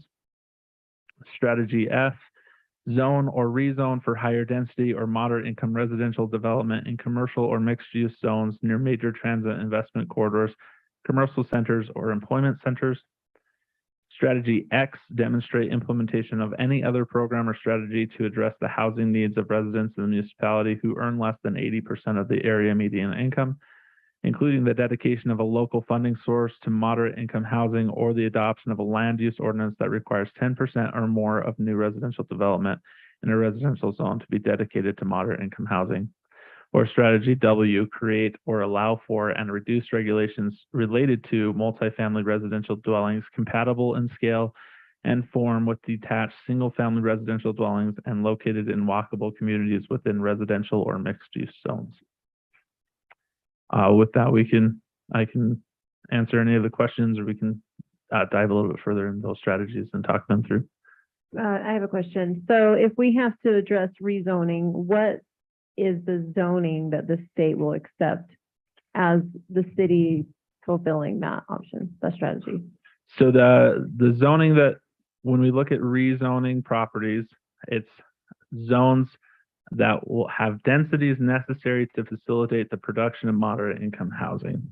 Do they have a definition for that? No, so they have a definition for moderate income housing, and it's housing that will house those who make 80% of the area median income. So with the county being at 95,000 as the area median income, it'd be 80% of that. So individuals who make that would be the moderate income housing level that we'd be looking at. Okay, but there's not a specific zone number. They're We not would gonna, not like R7, no. Right. like that. Yeah, they're not saying a density. They standard. don't give us a density because it varies based on municipality and county that it goes in. So our area median income is based off Davis County's area median income. Weaver County's area median income is lower, and then rural counties are also lower than that. And so, so it makes it difficult on a state level to really drill down and say exactly what those homes are. As it They should be could be a single family. difficult. It should be difficult for them to do. That's what I'm saying. It could be a single family product that's a smaller single family home. But it also depends on housing prices. Okay, Right? can I interrupt you? Because everybody else is. Let me ask Jamie a question. Is R7 appropriate? Do you feel like our zoning would be enough to fulfill that strategy? You're asking the right question about the bill. It doesn't give you a density. It instead gives you sort of a market figure that you would have to calculate, and then you would have to estimate what density you would have to get to kind of hit that market rate. Okay. It seems difficult to me in the sense that we've seen our market jump up and down over the last few years in a pretty dramatic way. So I think the recommendation I would give the city legally is support your conclusion by evidence, and it should be okay. Okay, thank you.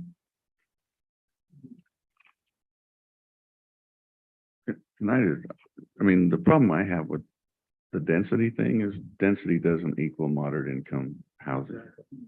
I don't care if we go back to where we have 23 units per zone in the lofts. Those are not going to be moderate income housing. And I think I'm just saying what everybody's thinking. I know I'm just saying it out loud. And so to me, that's not the options or those selections to even go down the road of choosing. Because one, we have very, very limited areas that could have high density housing. And so, I mean, any developer will take it anywhere they can get it, but Yeah. any area that makes sense in our city left that it isn't already zoned or being constructed as R7. So I hope we can steer away from the density issues and try to do something different. I want to interrupt Blair now because that. I agree. I love it. So my question is, I seem to recall, correct me if I'm wrong, when we were having this discussion with Barry Burton and we were talking about different selections we needed, he said that some of our houses that are already built, if they're within that median or the moderate income, then we can count that as a percentage of the city. So that's why I'm asking about R7, if that would qualify as one of those selections, then we don't have to do anything else with zoning. It was a discussion. I do remember that. I think that was in relation to whether or not there would be a quota for the city that would have to have a certain amount or a certain number of units that would be considered moderate income housing. Okay. That was not part of the bill. That did not make it into law, although it was discussed. Just a quick calculation using a machine instead of my head for clarification. Based on the numbers Trevor threw out of $95,000, 80% of that is right about $75,000. If you are assuming somebody can afford, which is a big if somebody can afford 30% of their income as housing, then you're looking at $22,500 annually as housing payments. Divided that by 12, you get $1,875 a month in a housing payment. That's moderate income housing for us. It's still a fairly high amount of, it's a high dollar, right, for a rent or a purchase, a mortgage. And so it's not low income housing we're talking about, it's moderate income housing. And that, to Blair's point, is not tied to a specific density number. There are, quality of materials and, size of property and all types of things that go into that. But that's the number we're talking about in general. Can I interrupt Angie now? I know. Jamie, did you find the answer to Joel's question? Because I can't find it anywhere. So I wanted to ask Joel to restate it. I have this section open and I've read through kind of the pick three menu. Will you restate what the concern was? Was it that you could repeat one of the items on the list 3 times and have that? Not repeat one item, but for example, if we had picked 3 of the items on here that had to do with rezone. Similar items couldn't be repeated. Yeah. Oh, so I think what you're asking is whether you could do one item that ticks 3 boxes. That would be fantastic, but my understanding was that if we did one about zoning, that we really couldn't do another one about zoning as well. That we couldn't, focus on just zoning for all 3 of them, if you will, and then. So it's a little yes and no. There are some of the options, you could pick more than one of the options that would involve a zoning decision or a land use decision. Okay. But there are some that relate to zoning densities. There are some that relate to zoning densities in specific types of zones. So, for example, one of the options you could pick is a rezone for densities to facilitate the production of moderate income housing. Mm-hmm. Another could be to amend your zoning or your land use to allow for those kinds of things in mixed or commercial zones. I think if you didn't allow for for that kind of density to begin with, and you were to rezone it, that it could qualify for 2 of those if it were both in that zone and it were an increase in the zoning in the city. So if we picked one zone and applied 2 of the options available on it, that would still be okay, is what you're saying? I don't read this as having a requirement that all the changes occur in different physical locations. Okay. And we could still do zoning issues because there were a couple of zoning different ones in here. So now, I think when we write the ordinance that would approve those things, we ought to write the ordinance language to say in order to comply with the act, and then list item 1, item 2, item 3. If it happens to be in the same zone or done with the same zoning ordinance, so be it. But you're accomplishing the 3 different things asked of this legislation. because I guess what I'm trying to avoid or hopefully potentially avoid is that the legislator did that to us this year. And my guess is, seeing their appetite and no observance of how big of a drought affects all of us on water usage, that they're going to do something like this again next year. And I can just see them keep on adding more. And we really don't have that many zones or areas that we could just do a lot of these blanket statements. I mean, there's, all of these that are talking near major transit investment corridors, commercial centers, or employment centers. And I'm looking at South Weaver going, okay, well, we've got one area that's close to the parking ride and that's about it, so I'm trying to minimize what we can do in certain areas, anticipating that we're going to be asked to do this again next year. Well, I agree with you that of the items available on the menu, there are some that are just removed for the city because you don't have a high capacity transit corridor. Yeah. And so you lose a number of those and you're limited in what you can pick from to achieve your 3. So I have a question related to, can they be similar? So option E is creating accessory dwelling units, which we have had council members wanting to look into exterior accessory dwelling units. So if we were to create a zone that allowed for those, and then we have I, which would allow for single room occupancy developments, which would also could be exterior internal dwelling units. And then R, which, nope, not R, wrong letter. Let's try R. Why are there 2 R's? There's not. Okay, keep going down. After the Q, there's an R. Anyway, eliminate impact fees for accessory dwelling unit that is not internal. So that's 3, but they all deal with external dwelling units. Would that work? I believe so, yes. Boom. The issue with R is that we currently do not require any Oh, yeah, that's impact right. fees. And so Okay, but we have that what? Oh, no, just kidding. Say that again.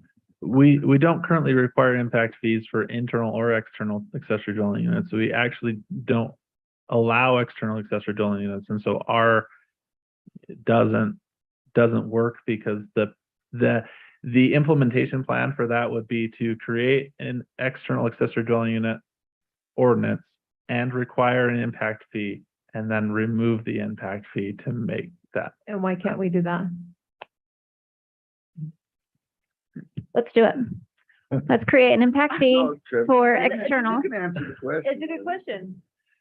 I would say, so my only caution would be with this House bill, because we understandably there's some frustration built around the House bill.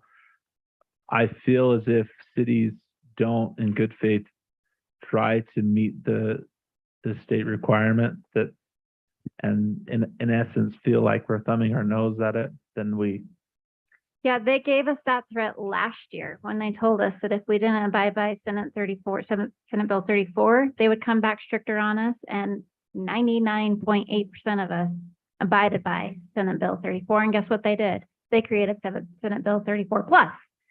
So I say boo hooky to that. They're going to do it anyway, unless we vote these people out.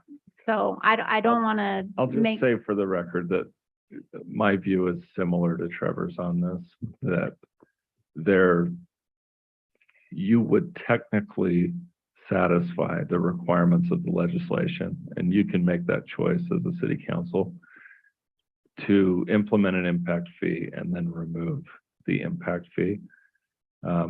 In a former job where I was a federal regulator and overseeing the federal Buy America requirements, there was a rail car manufacturer that decided to assemble their rail cars overseas, ship them to the US, take them apart and put them back together. And so they technically qualified that assembly of the vehicle took place in the United States, but they ended up incurring the wrath of the regulators in that circumstance. And this idea looks and smells an awful lot like that to me.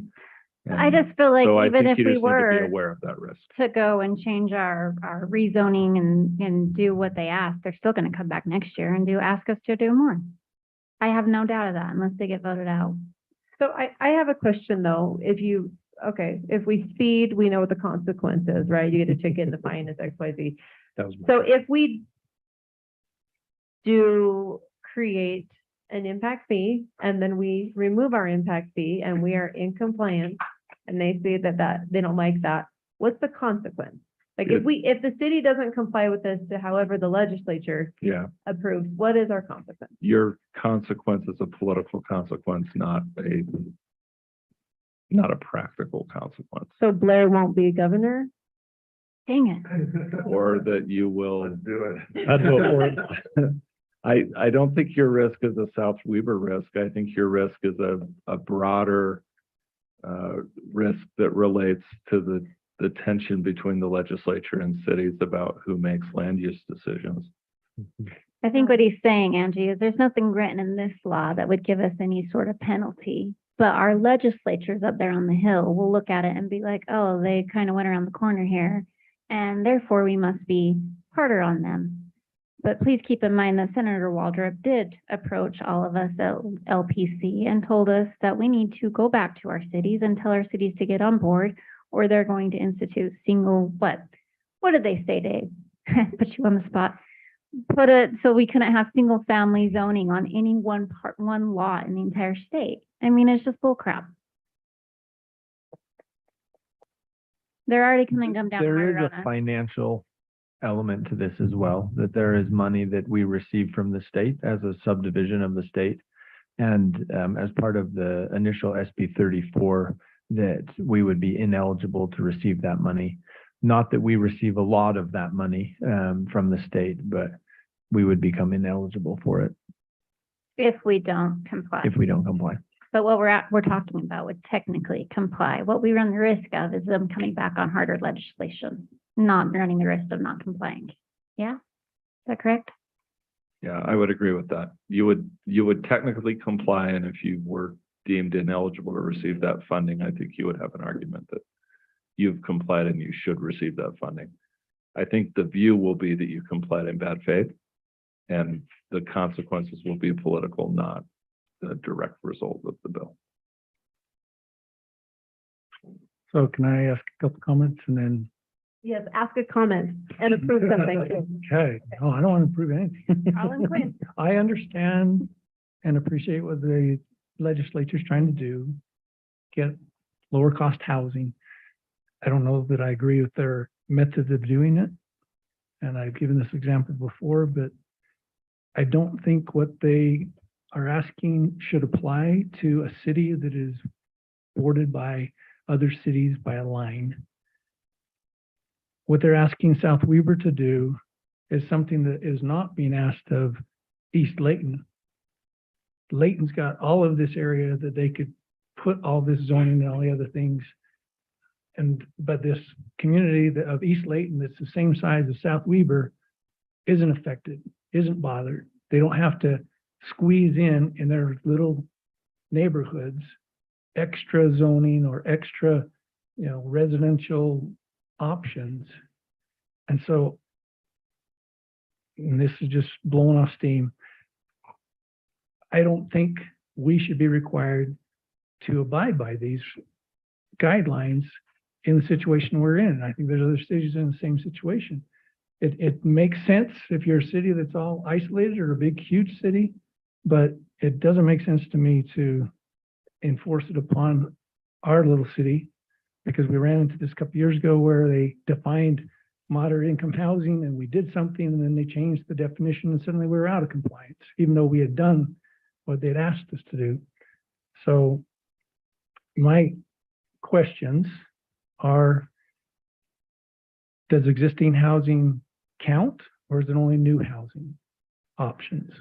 It's just selecting the 3 options from the menu. And so existing numbers of housing and things like that it may not be part of our implementation strategy. And it's moving forward is what it feels like.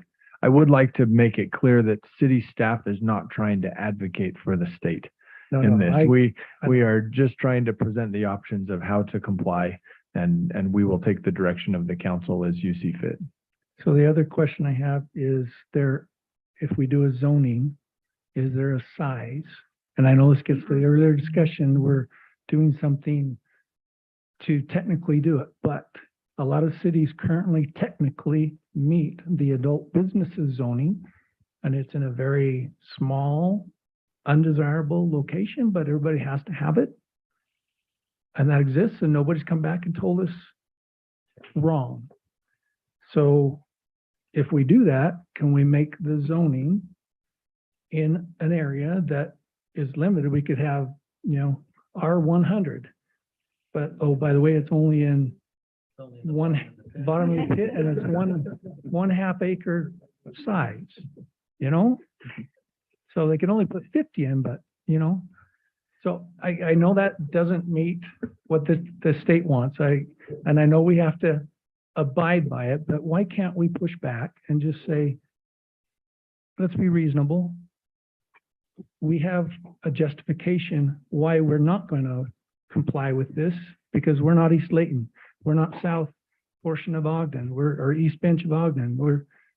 We are an entity, and otherwise, then let's petition to be part of Layton, and then nobody bothers us anymore.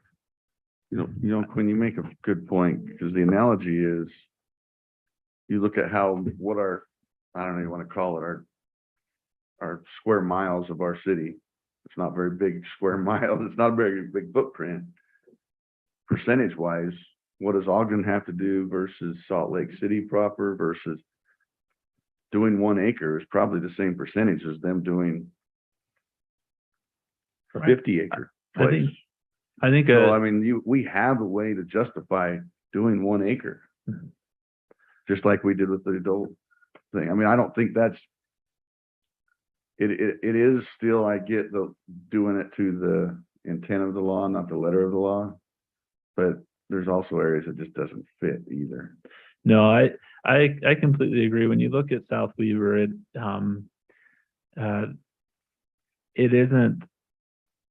doesn't lend itself well to high-rise apartment buildings. And I think it's a really important thing to think about in this context, is that we are kind of in control of that implementation plan.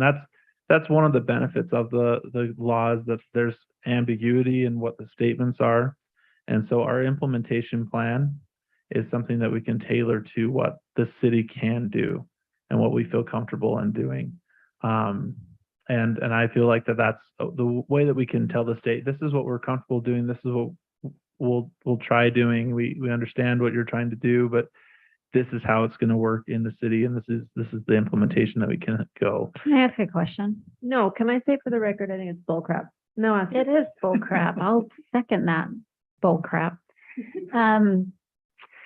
C, facilitate the rehabilitation of existing uninhabitable housing stock into moderate income housing. Can we count that across the street? That's uninhabitable that we made habitable. Yes, we can justify anything, right? Like, we can justify anything that we feel is appropriate. Well, I guess what I'm specifically asking is that we didn't necessarily, our projected use prior to the stupid bill was moderate, or now I got moderate in my head. commercial. It was commercial. Moderate residential is what I'm trying to say. So we didn't necessarily change anything because of this, but it still applies in this plan. So can we still say that, yeah, we allowed for something that wasn't uninhabitable to now be habitable? It still counts. Yes, we can. Our plans are due by October 1.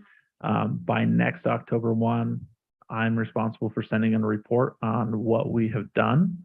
And so we can put that in there as a report on what has happened within the city. So we could say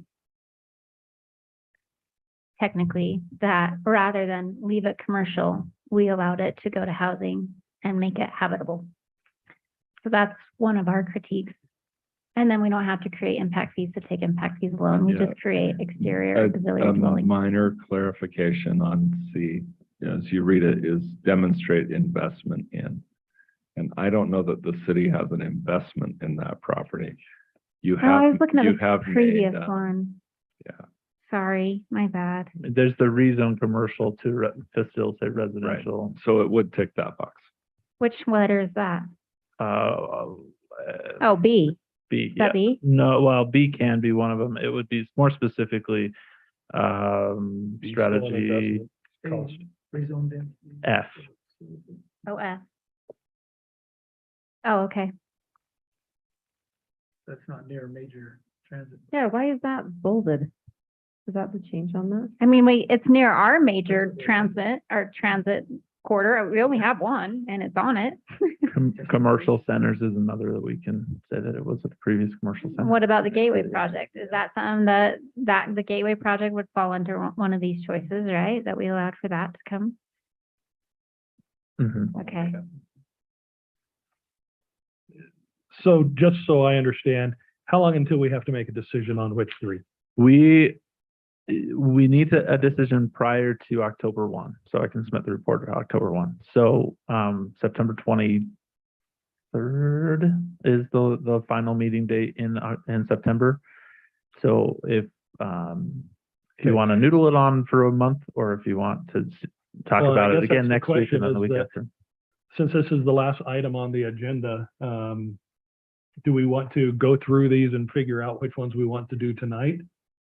Because just reading through them, kind of as was pointed out, a lot of these require an investment, they require money, they require joining a trust, they require purchasing land to be set aside.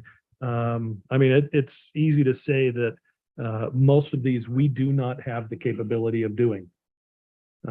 So it's kind of easy to kind of knock a couple of these out and then just figure out between the few that we do have. Or do we want to postpone that to another time? We've got Jamie and the guys right here to answer the questions. So I don't know. Jamie, like, I'm so back up to Jamie. They're the sidekicks. Can it be Jamie and the Blakes, please? There you go. I do like the direction Haley was going, though. We don't have to come up with stuff from today forward. If we were already doing things that comply with this, we should be able to count it, correct? Correct. You shouldn't have to, yeah. I mean, if you have a city I that mean, is you already very, have something very much ahead of Part of this, your current plan or part of your current.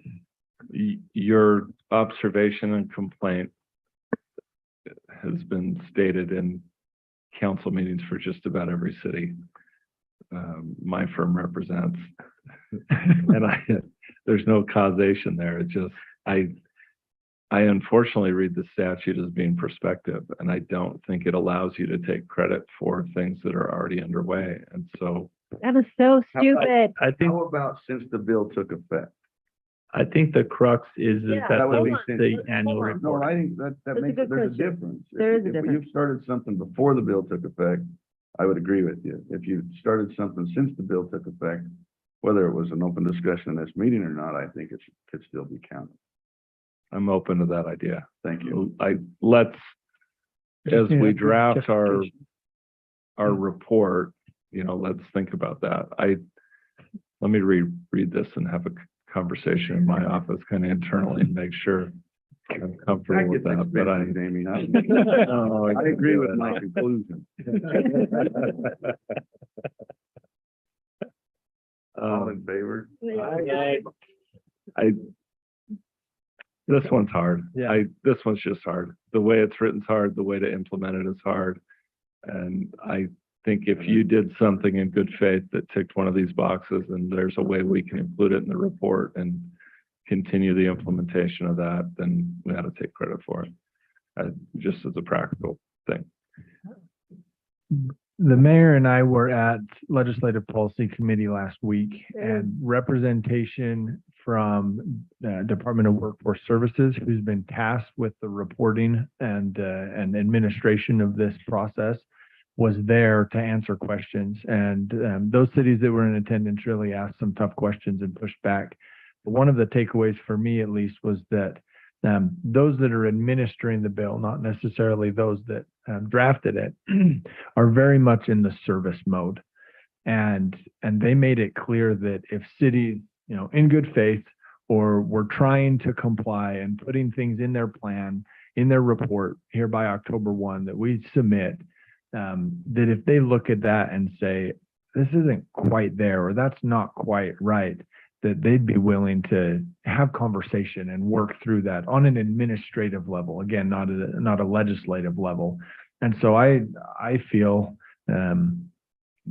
kind of like Blair in the idea that there's opportunity to make a decision, submit the implementation plan and see how they respond. They may go, no, you're off the mark. Please redo that. Or I think this works. And so it's not just a pass it in, get slapped on the wrist and have problems. It's submit it and there's potentially some back and forth there from an administrative perspective. Can I ask what the definition is for a single room occupancy development? Is that a studio apartment? It could be a studio apartment, or it could allow for room rental in a home. Boarding. I think, So you'll see this a lot in cities that have universities, right? That you'll change your zoning and allow for homes to be rented out by the room or by the bed. I was gonna say, I think they're called dorms or flop houses. I mean, we even have it in code describing it, I believe, where it talks about not having that, so. But. So you rent out by room. But if we allowed that, could we select certain zoning for that and then still require certain parking parameters? Sure. Technically, we have a number of those in the city right now. We have people that are just renting out by room. And we could probably do some type of code that just basically defines it. And because we know what's going on. We've got a couple of houses that moved from short-term rentals over to a longer-term rental by room. So we're doing it. We wouldn't have to change anything except write code. Yeah, that might be an option for us. Yeah. Trevor, stop me if I am going the wrong direction with this, but I think what would be most helpful to us would be to identify maybe 3 to 5 of the general categories where you at least find it somewhat palatable. And then we can try to craft language that would be the least impactful on the city's current zoning and quality of life and everything else. And then we could bring some options back to the city council in those categories to try to meet the requirement. Does that help you, Trevor? Yeah, absolutely. The 6 options in front of you were recommended by the planning commission. You don't always have to accept all 6 of them or any 6 of them. And if you have notes on any possible implementation, that would be helpful as well as to guide our construction of those implementation plans. Well, Councilwoman Petty has brought up looking into external accessory dwelling units, I think within this year, right? Yeah, absolutely. And last year, I believe. But I do think that's something that is something we could look into. So I feel like option E is a good one, because we were already kind of going that way. Can I'm I sorry. slow you down Yeah, so that we find out and we narrow down what Joel just talked about? yeah. If you said E, I agree with E. Does everybody else agree with E? Yes. That answers one of your questions. Does it get Okay. the whole city though, or do we? We can give it in residential I zones. think we can Specific Certain zoning, zones. shrink it Right. down and do specific whatever. lot size. With I the, think that's what you're trying to get, is just a Yeah. general, and then let you take a stab Yeah, at give us writing the the target to thing shoot those. at, and then we can try to That refine was it. option E. we have a lot more options with external accessory dwelling units than we did with internal accessory dwelling Yeah. units, so that we Okay. could. Sorry, Haley. And then if, we'll just go through your list, and if everybody's in agreement, we'll say go. Okay, so I was the next one, which was amend land use regulations to allow for single room occupancy developments. I have that on my list too, which would be the room rentals. I'm okay with that as long as it's long-term. Yeah. That was which number again? That would have been I. And then I feel like we should go after B. Oh my gosh, I have that one down too. Wait, I sorry, have not, something written wait, down. we got to demonstrate it. Well, investment. I was Hold on. going to ask staff.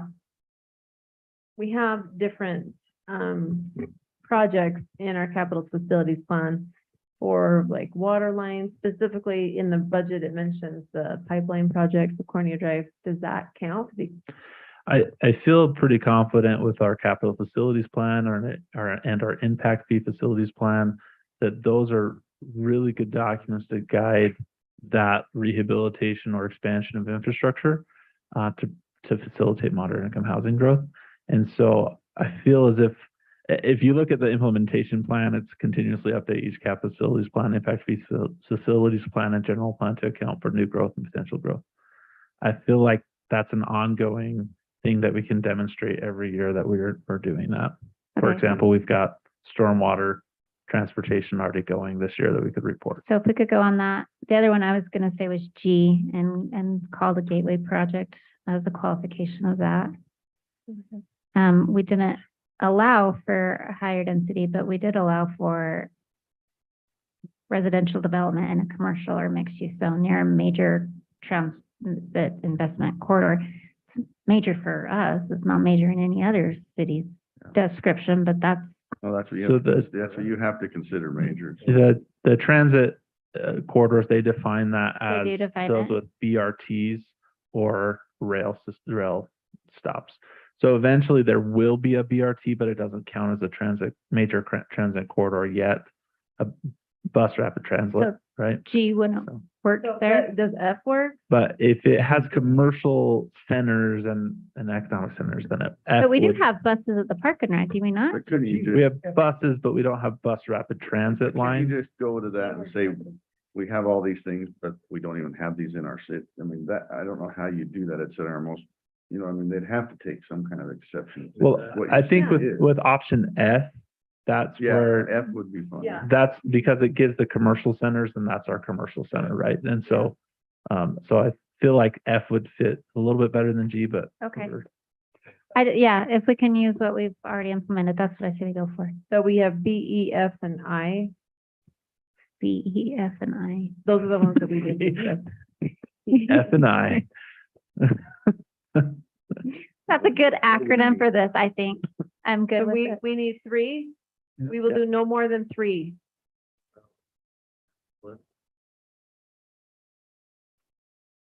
So Do you want maybe- which of the four you Do you just want to do identified the as 4 last and then you one? pick the Try to 3? Put those together and see what Work with is those. easiest for you to Yeah. make comply out of those 4. Yeah.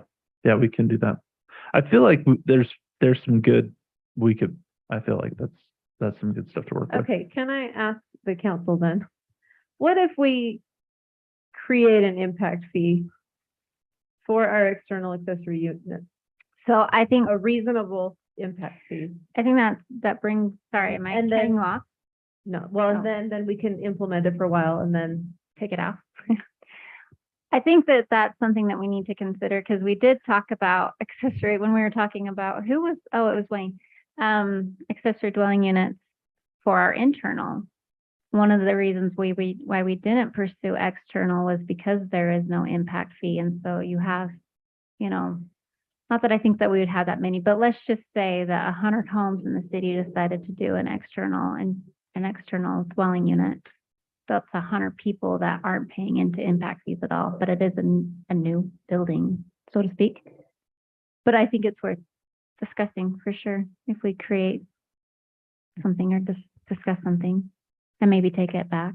Maybe, I don't know. So this is not to say yes or no, but just a reminder that if you are to impose a new impact fee, you would first have to do an impact fee facilities plan. And then you have a notice paid and for comment that. period, and you would have to have in the facilities plan kind of the establishment of what the impact fee would be, the evidence to support that. Allow them and don't charge the fee. Or why don't you say under B, demonstrate investment in the rehabilitation or expansion of infrastructure?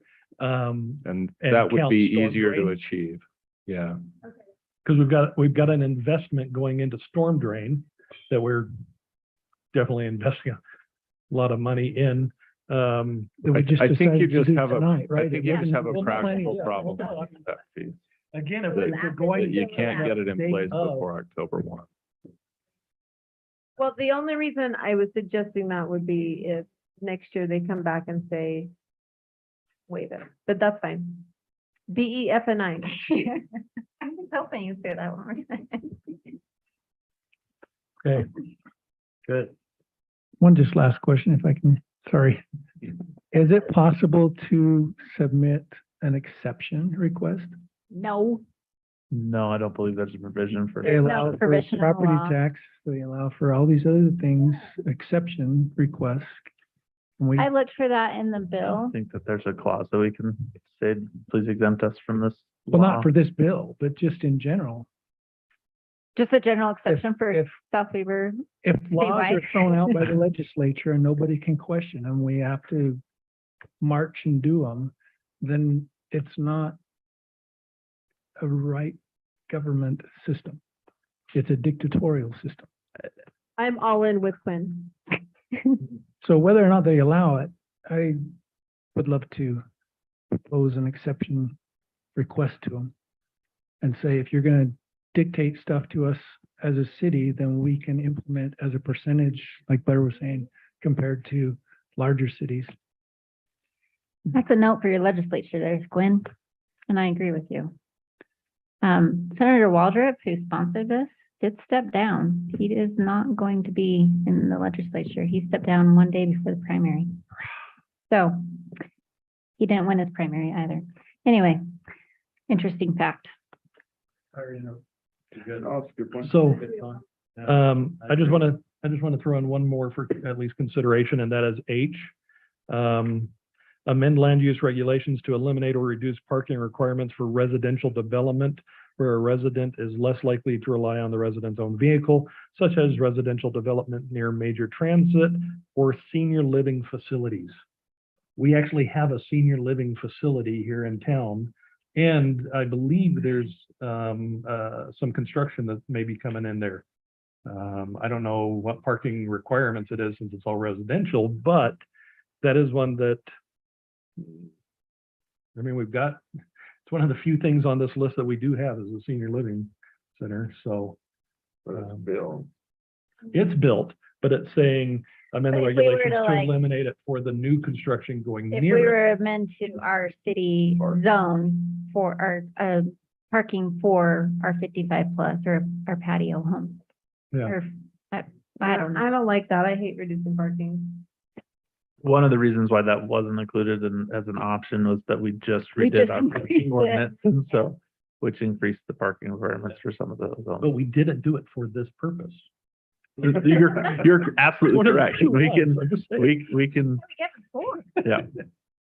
We're ahead of the game. I think we've got four. Let's push on with those four and Okay. go from there. Procedurally, I suggest that staff goes and works through these. We put 4 together in the moderate income housing plan. We bring that back, and then you can choose which of those you'd like or amend the language there so that we don't have to bring it back multiple times. So either on the 13th, if we're ready, or not the 13th, I think the 9th, September 9th, or to the 23rd, or 13th to 27th. Thank you, Lisa.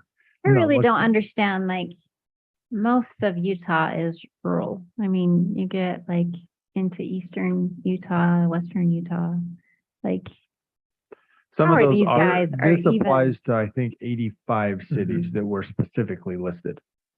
oh. Yeah. Some of those We're on the- rural So how do we communities get are exempted exempted. from Yeah, I that? want to be exempted. If you live Quinn in is all out. a He's all out class- Quinn now. a class 3 county or above, then you are required to, What? a class 3 county Oh. or above, if you reside, if your city is within that, then you're required to do. All right, we need to lose 3,000 residents and we're good. No, it's the county. No. So we'd have to lose All right, like 300,000 hundreds residents. of Okay. thousands of people in Davis County. Morgan? No, I believe. Okay. No. Anyone have any new business they need to discuss? So Wait, were we going to discuss at all the path, the service? We talked about that in the meeting, and discussing it today. And I told the gentleman that wrote the email that we would discuss it today. On The day of service? The day of Sounds service? like The you're day the of, business. the day of service, I think Joe has. Yeah, okay, we've got a lot of that, so. with that specific one. Okay, Mhm. perfect. so it's done. We don't need to talk about it? Well, no, we'll He'll talk it. about it on his report, I Yeah, guess. Oh, okay. I'm not gonna jump. We the just gun talked again. about it as a discussion item in our meeting, so. I just wanted to hear if you were able to talk to Mr. Knudsen about his lights. Yes, that's why I went out and Well, I figured spoke so with much. him. So what happened with that? So I was just made aware of this recently, but I was able to talk with Black and McDonald today. And they have assured me that they'll be out there within 10 to 14 days to fix that. I do There were remember his there prior were some complaint. issues. Yeah, there were some issues with a number of different things and us working through all of the street lights service process as we're trying to move away from, right, all of that. There are a number of different elements that unfortunately kind of coalesce to make that a problem for those specific lights. But Black McDonald is aware of them. They're on the list, and I spoke with them today, and they assured me that they'll be out within 10 to 14 days to make sure that that's taken care of, if not sooner. So can I just ask a follow-up on that? Of course. How are the complaints managed that we get? He says he's been complaining for a year and a half, and if that's true, then something's fallen through the crack. And how many other complaints have fallen through the cracks that we may have another resident come in here and get upset about? Yeah, so that's part of why we moved to Black and McDonald, that complaints will go directly to them and they will be able to get into the work order system immediately rather than the process that has been taking place up to this point. When I did- guess, and Sorry. I'm not talking only lights. I'm talking any complaint that comes into the city. How are they all managed? Somebody has to review them, and that one got overlooked for a year and a half apparently. So, well, that's the Would you process say it I'm was asking. left in the dark? There are a couple of different specific processes online on the city website. There's a report a problem. If you go to that and submit a ticket, essentially it's assigned through the iWork system to individuals within the city, and they'd get an email directly. If somebody calls in, then customer service staff will take that and then hand that over to whatever staff that applies to. So there's kind of multiple different touch points So it's there. there, but for this For particular. this, there were a number of different things that I think went into it, going back all of that time. And if you remember when we first went to get our own lights, there was a long period of time of waiting in order to get the lights installed. And then once they were installed, there were power issues. And it's not just one issue that hasn't been fixed for a year and a half. It's been a series of issues. And those that- lights have not been on that whole subdivision's lights haven't been Right. that whole year and Well, a half either. I thought that we had been, because I remember having this discussion. I mean, there's still homes being built in here. So when did Yeah. Black and Decker, Black McDonald. McDonald, Black and McDonald, or just Black Black and McDonald? McDonald, Okay, yes. when did they take over the complaint? Just within the last month. Okay. Yeah, it Okay. is very recent. Okay. Yep. Black McDonald.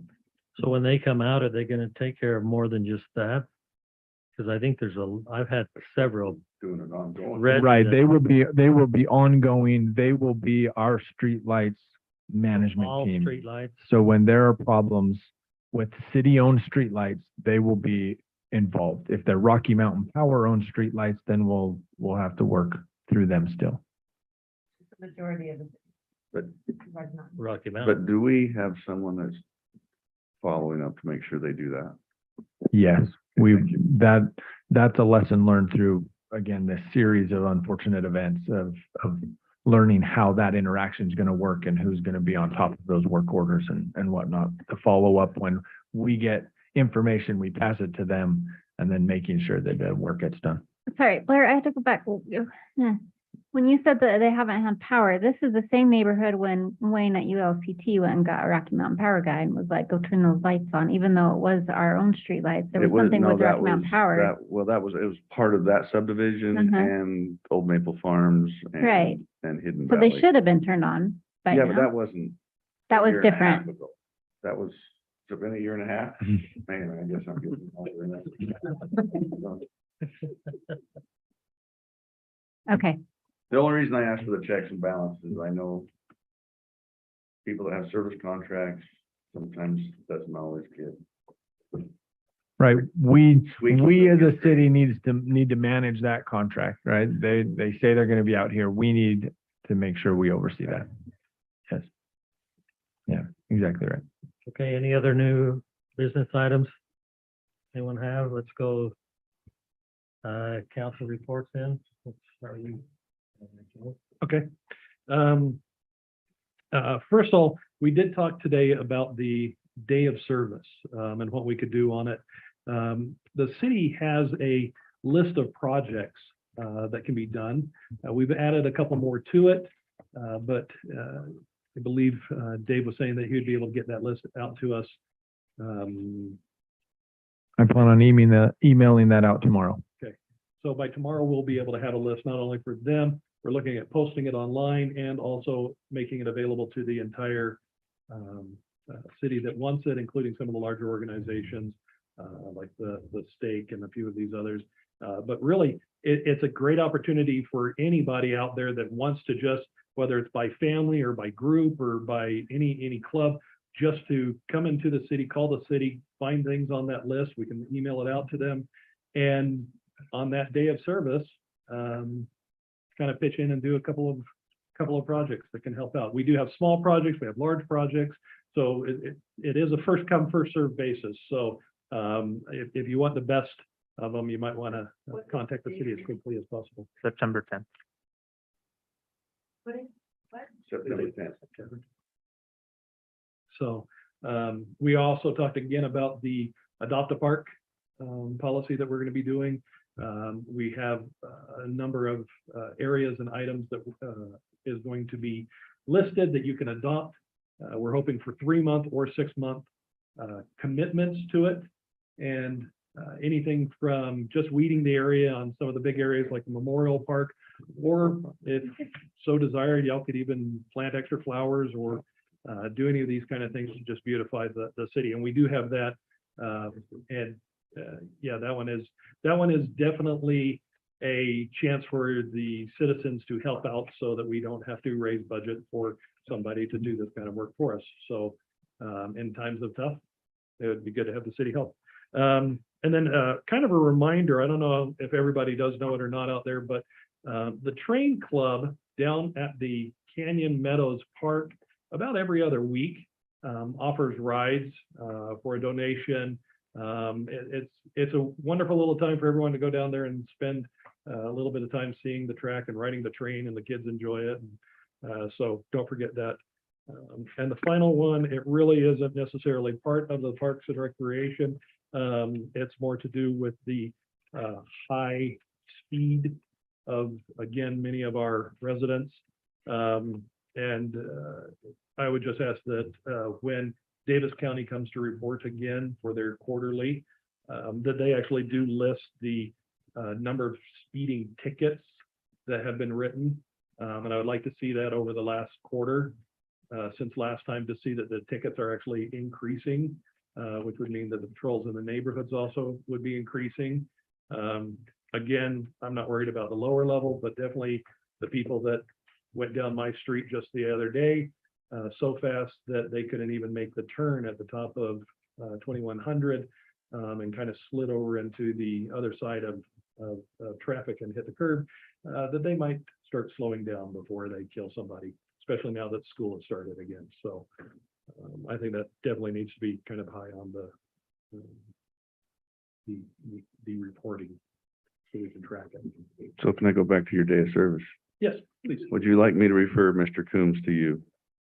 We actually talked about that. Well, that was Whether my you- question. What do I need whether to you tell wanted him? to be whether you wanted to be the contact to that, or if not, you can send it to me, or you can send them over to Dave or both of us. Because it just needs to be someone who would say yes or no to the whole thing. In the end, Mark Larson will be the one on site to help with that. And so he would be the right point of contact. Yes, but Because of the where the trail that they suggested gets a little bit close to the wetlands.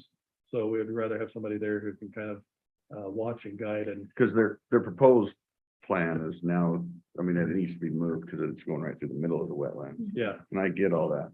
That's why they wanted to just make sure that that was something that would, yeah. I don't think Mark's the right point of contact. have them contact me. He'll be there on site. the day of, but That's fine, and that's have fine. them contact me for the coordination prior. Okay. Yeah. Haley? Did you want to give a report on code committee since I missed today? Yeah, today on code committee, we worked a lot more on the rewrite of the R7. Trevor's been doing a fantastic job on that. And then I presented the first initial draft of the business licensing changes that we're looking at, just to kind of update that portion of code. We will be bringing that forward to the whole council in piecemeal sections, so that you won't be expected to read 157 pages overnight.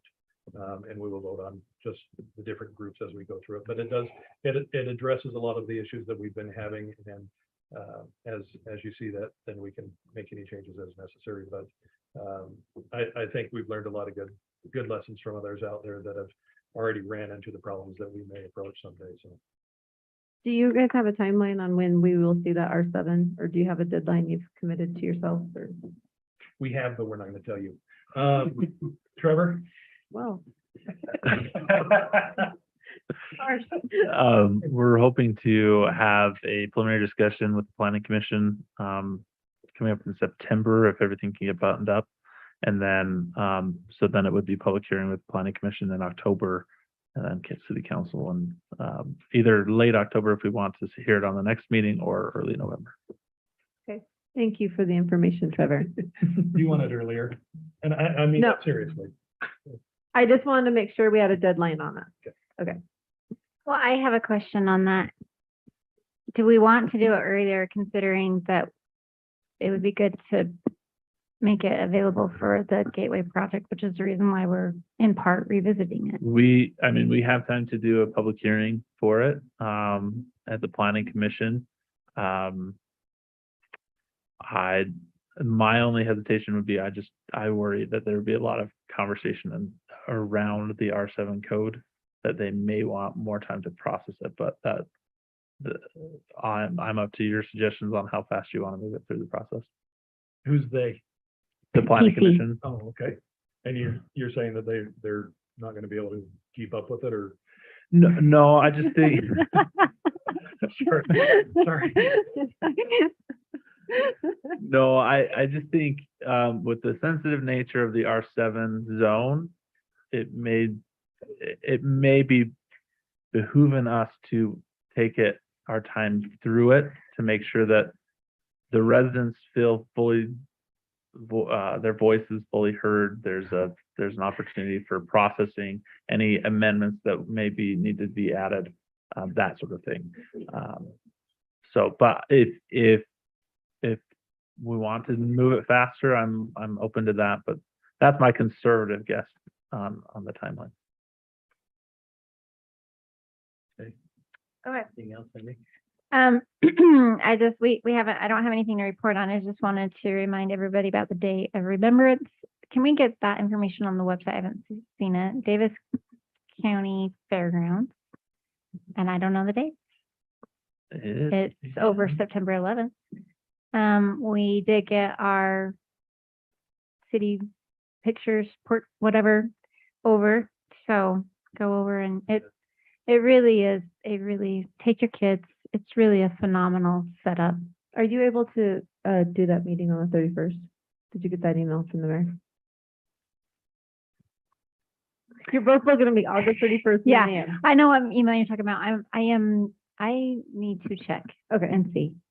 I am not able to. You're not attend able that. to. Okay. September 7th through the 10th. September 7th through the 10th. There we go. And then the only other thing is kind of on a whim. We got an email, Angie and I, from Trevor about a scarecrow fest, where there's a bunch of scarecrows that are decorated, that they invite the cities or communities to participate in. So he sent it to us. We thought it'd be hilarious to do like a scarecrow, like blowing away or something. It'd be really fun, but we don't have a lot of time. So if anybody has any ideas on actually getting that together, we would love to. We're just a little concerned about our ability to get it done in the time that we need to get it done by. So if you have ideas, come talk to me. Or time. And then we're gonna take it and we're gonna stick it in the sweeping tea where it will hopefully not blow away. There's no wind down there. Then it will stay. I can't put it, I was thinking Staker Parsons, like just right there, but I think it will blow away there, so. That's all. So just an update on our gravel pit dust status. The mayor, Dave, Trevor, and I actually took a tour with the gravel pit team at Sticker Parson a couple weeks ago. Had them talk to us about what their plans are between now and winter months to try to get some areas covered up. Also, their plans for how soon they'll be done moving all of the loose material that is at the west end of the pit right now that is blowing and causing most of our dust issues for the residents down that corridor. Unfortunately, that's probably going to continue through November, I believe they said. So we're not going to have any reduction in the amount of work and material they're taking out of there. And it unfortunately is all the exposed area that's being removed. Their plans moving forward, though, are to do it in a manner where they are removing material from the east to the west and from the north to the south, a little bit lower, that should reduce some of the loose material that can be blown out. The dust amounts have not gone down over the last couple of weeks since I last reported. Overall, they're still pretty high. We have had a couple rainstorms that have helped dampen some of it, but then we get a week with no rain and it gets right back up to where it's been. So, I don't know, Mayor, Dave, Trevor, Shane, you want to say anything else about that visit? So I know this isn't on the two gravel pits, but I've had several complaints from Mr. Paul on the one up The south, above. But yeah. it's obviously, it's not in our jurisdiction, correct? Correct. But is there someone who we can take that complaint to? Our Davis County Commissioner. Yeah. Yeah, I know, we even talked when she was here, but I've talked Can to we Bob. have too, since more? More, yeah. because, I mean, I do know when you go up there on their hayfield, it is that when they're crushing that cement, it's bad. And cement's a bad thing to be inhaling. Yeah. That's not even it's not like the other, we know it's silica dust. Yeah. And so that's a problem. So I feel like they're at the same mercy that we're at, is that there's nothing, they're But they protecting aren't when you. it's silica. No, So- is it not? Crushing gravel or Mhm. crushing cement, and that is a total different. I can't drill a hole in cement without a respirator on and a HEPA filter anymore on your drill. Okay. You can't open crush cement anymore. Well, I don't think they're excavating or digging any No, they're material, just so crushing. if they're just crushing it, that's, Right. I don't You think they can't- fall under. any Silica dust protection. is now considered an OSHA, hazard. So- It's not something, I mean, it's something that drives me crazy every day. I've had to buy all new equipment just for silica. And So- just to add, Oh, a comment, sorry. I'm sorry. And when we were monitoring, or the city was monitoring back in 2002-3 timeframe, the only time we exceeded the limit was when we had a storm come from the south And it came this and way. it blew this way. And so if we do ever get our own equipment, it'd be nice to put it up anytime there's a south storm coming and have data that we could then go back to those individuals or corporations. Unless they're doing rock and it's not, but the way it's been explained to me from Yeah. people who are up by that, it's been cement. And that is a big issue. Yeah, it's a lot. Especially it's coming down on all those homes. Well, and That's a big issue. yeah, I don't know if it's necessarily just even the south storms, the southern storms every morning. Since I was told about it, you can go over there and you can actually see the plume of it. Coming off the crush. Yeah, so Mhm. it would be good. I don't know, like I said, whether it's Layton or the Davis County Commissioners that you talk to on it, but. So when you've talked to Bob, is he aware that it's crushing cement and, He was referring it to someone in the county that's Maybe we over need to that, mention but I'll bring it phone up call. again. Maybe we'll mention it phone call too. Yeah, And that's his area. yeah. Mhm. I think think the thing though is, it is blowing every morning and it is finer dust. When I collect the samples from that end, it is much finer, smaller. It's just not at the rate that exceeds the current regulation limits unless there's a big storm. So, I mean, yeah, they'll find it, but unless it's But beyond but those silicon, regulations. They have to maintain, they can't have it going. in They that do need to have, period, controls, period, yeah. And we've done kind of some research on that with OSHA specifically as we tried to bring it up. OSHA is for work site, not anything beyond it. And that's kind of the bugger about the whole thing is that, yeah, that fine dust, even the small amount that we're getting, because of its particle size, goes directly into the lung and stays there. It doesn't come out. Yeah, if OSHA would expand there for not just the work site, but areas around it, that would definitely help. But I'll be seeing the commissioners this next week, so I'll bring that up to all three of them. Would you also like me to contact the county administration as well? So not just commissioners, but go through kind of We need to go staff every level direction too? we can. Angie. My only report is I just wanted to put a plug in for our new youth city council. The term is from September 1st through August 30th. Applications are available online through the end of the month, right? Okay. So any questions, reach out to Haley or myself. It's a lot of fun. We have some great team building and leadership building activities. We do a lot of service. We are in charge of some fun activities and it looks great on resumes and we are happy to provide letters of recommendation. And that's all I have to report. my daughter did that. She actually really enjoyed it. So Blair? I have nothing further to report. Hey, do you want to report on the schools? I was leaving that to you. No, you're public safety chair. I was signing it to you. Well, you met with one. And I was not there, so I'll let you report on that. Okay, so public safety, I know the council knows this, but the public is aware, the Public Safety Committee did meet with both the South Weaver Elementary and Highmark. South Weaver Elementary, it's something that they're constantly revisiting. She did say that she is timed and everybody is out of there in about 10 minutes, meaning all cars. That parking lot is empty in about 10 minutes. They are looking into some other possibilities, but of course it all goes through the school board as far as just like removing some grass. There used to be a little curved driveway in front of the school. At one point in time, they pulled that out and put in grass.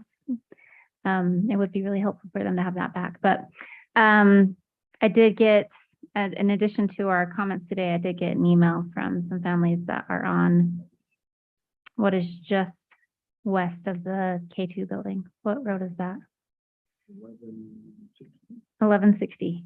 Where there's still some, that K2 side is, the main building side is kind of functioning better, but that K2 side is really having some difficulties. So, and then we met with Highmark, Blair and I and Dave and 3 members of their board and the principal there, and talked about specifically the Gateway project coming in, and that a lot of their parking that they're currently utilizing will probably not be available, or at least not the full scope of it. And to be prepared for that change in traffic coming up. They did have some ideas of being able to utilize the fire lane and towards the back. Were you able to speak with Chief Tillman on that?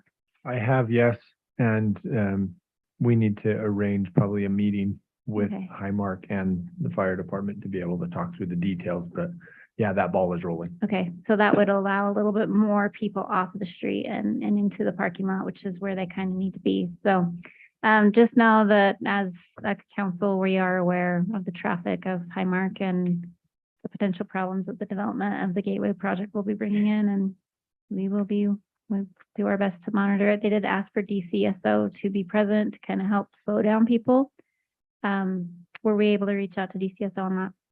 I thought I've seen them at Okay, great, Highmark. awesome. They kind of backed in there on the Parsons approaches a couple of times, so they are Great, seen it. fantastic. Okay, thank you. Thanks, So- Haley. just real quickly on the schools, especially that parking where they're going down South Weaver Drive so long. I mean, they wait there 30 minutes for their kids to come out, some even longer. Have we thought about parking meters? We're looking for money. I mean, so the parking meters would be ours. Good luck. Worth a shot. We can try it. Try it. We looked into like having people go to the parking lot and wait, because people will come. So Highmark has it staggered in the morning. So based on your last name, when you drop off, but when you pick up, it's all come. But the problem that they have at both schools, not just Highmark, but also at South Weaver Elementary, is people come a half hour early to wait to pick up their kit. And that's really what causes a lot of the backlog.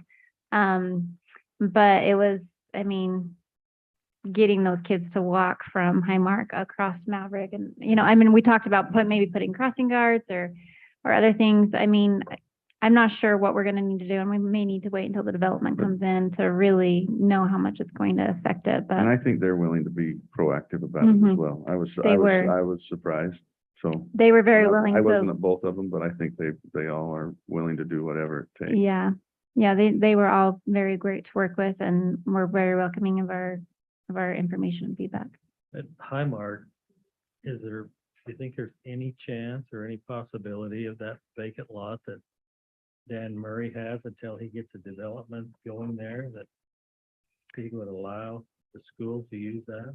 The school can always contact them. They actually threw out that we should buy it for them, and we asked them what we could do for them, and they said buy that property. But I mean, it's a possibility, but it would have to go through Highmark to talk to Dan. I mean, we did see the soccer fields do have quite a bit of grass that they don't necessarily essentially use, but Highmark could. I mean, in Highmark's case, they get to make that call, whereas in South Weaver's case, it's coming from the district. It's a little bit more difficult, but I mean, they were really, we talked about how the soda shop coming in across the street, and the worry that, moms are going to be in the drive-through for their soda, telling kids to just, I'm in the drive-through, just, cross the street and hop on over. But anyway, it's just something that I think we're going to need to be really observant about as more development comes in. So. Anything else, Blair? No, sir. That is. I don't know if you've been up to the landfill lately, but they have finally completed the filling the top portion, so the big dome that you see up there. It's all done. They're ready to cap that and finish that out. We should see that done this fall. They'll get that cap on and put the soil on top of that, and then hydroseed that. So that should be much better for the city. They've opened up the new cell, and they're dumping in there now. So we should see a big improvement coming from the landfill. Staff, any items? You probably noticed that we've reconfigured this room just a little bit. That's a teaser and a trial run, as staff has been vetting and researching options that were brought up a couple of meetings ago or a couple of months ago about potentially upgrades to City Hall. The idea is trying to find the best use of money to make sure that the user experience as residents come in or property owners come in to meet with staff or to have city council meetings, all of the use of this facility, looking at future needs and trying to again use money the best that we can. This is part of a larger idea for potentially not needing to build any more space. We brought up the idea about potentially having a modular in the back or a meeting space or needing additional office space or whatnot. This configuration is a trial run essentially to see if we can use existing space in just a different manner. So I'm happy to go through the details with anybody who wants to see what those concepts are, but it's actually really encouraging on a staff level.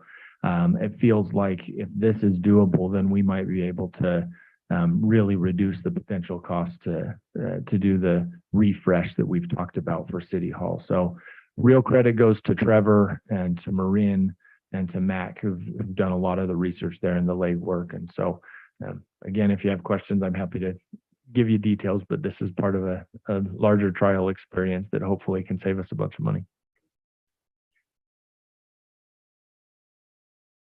Thank you, Dave.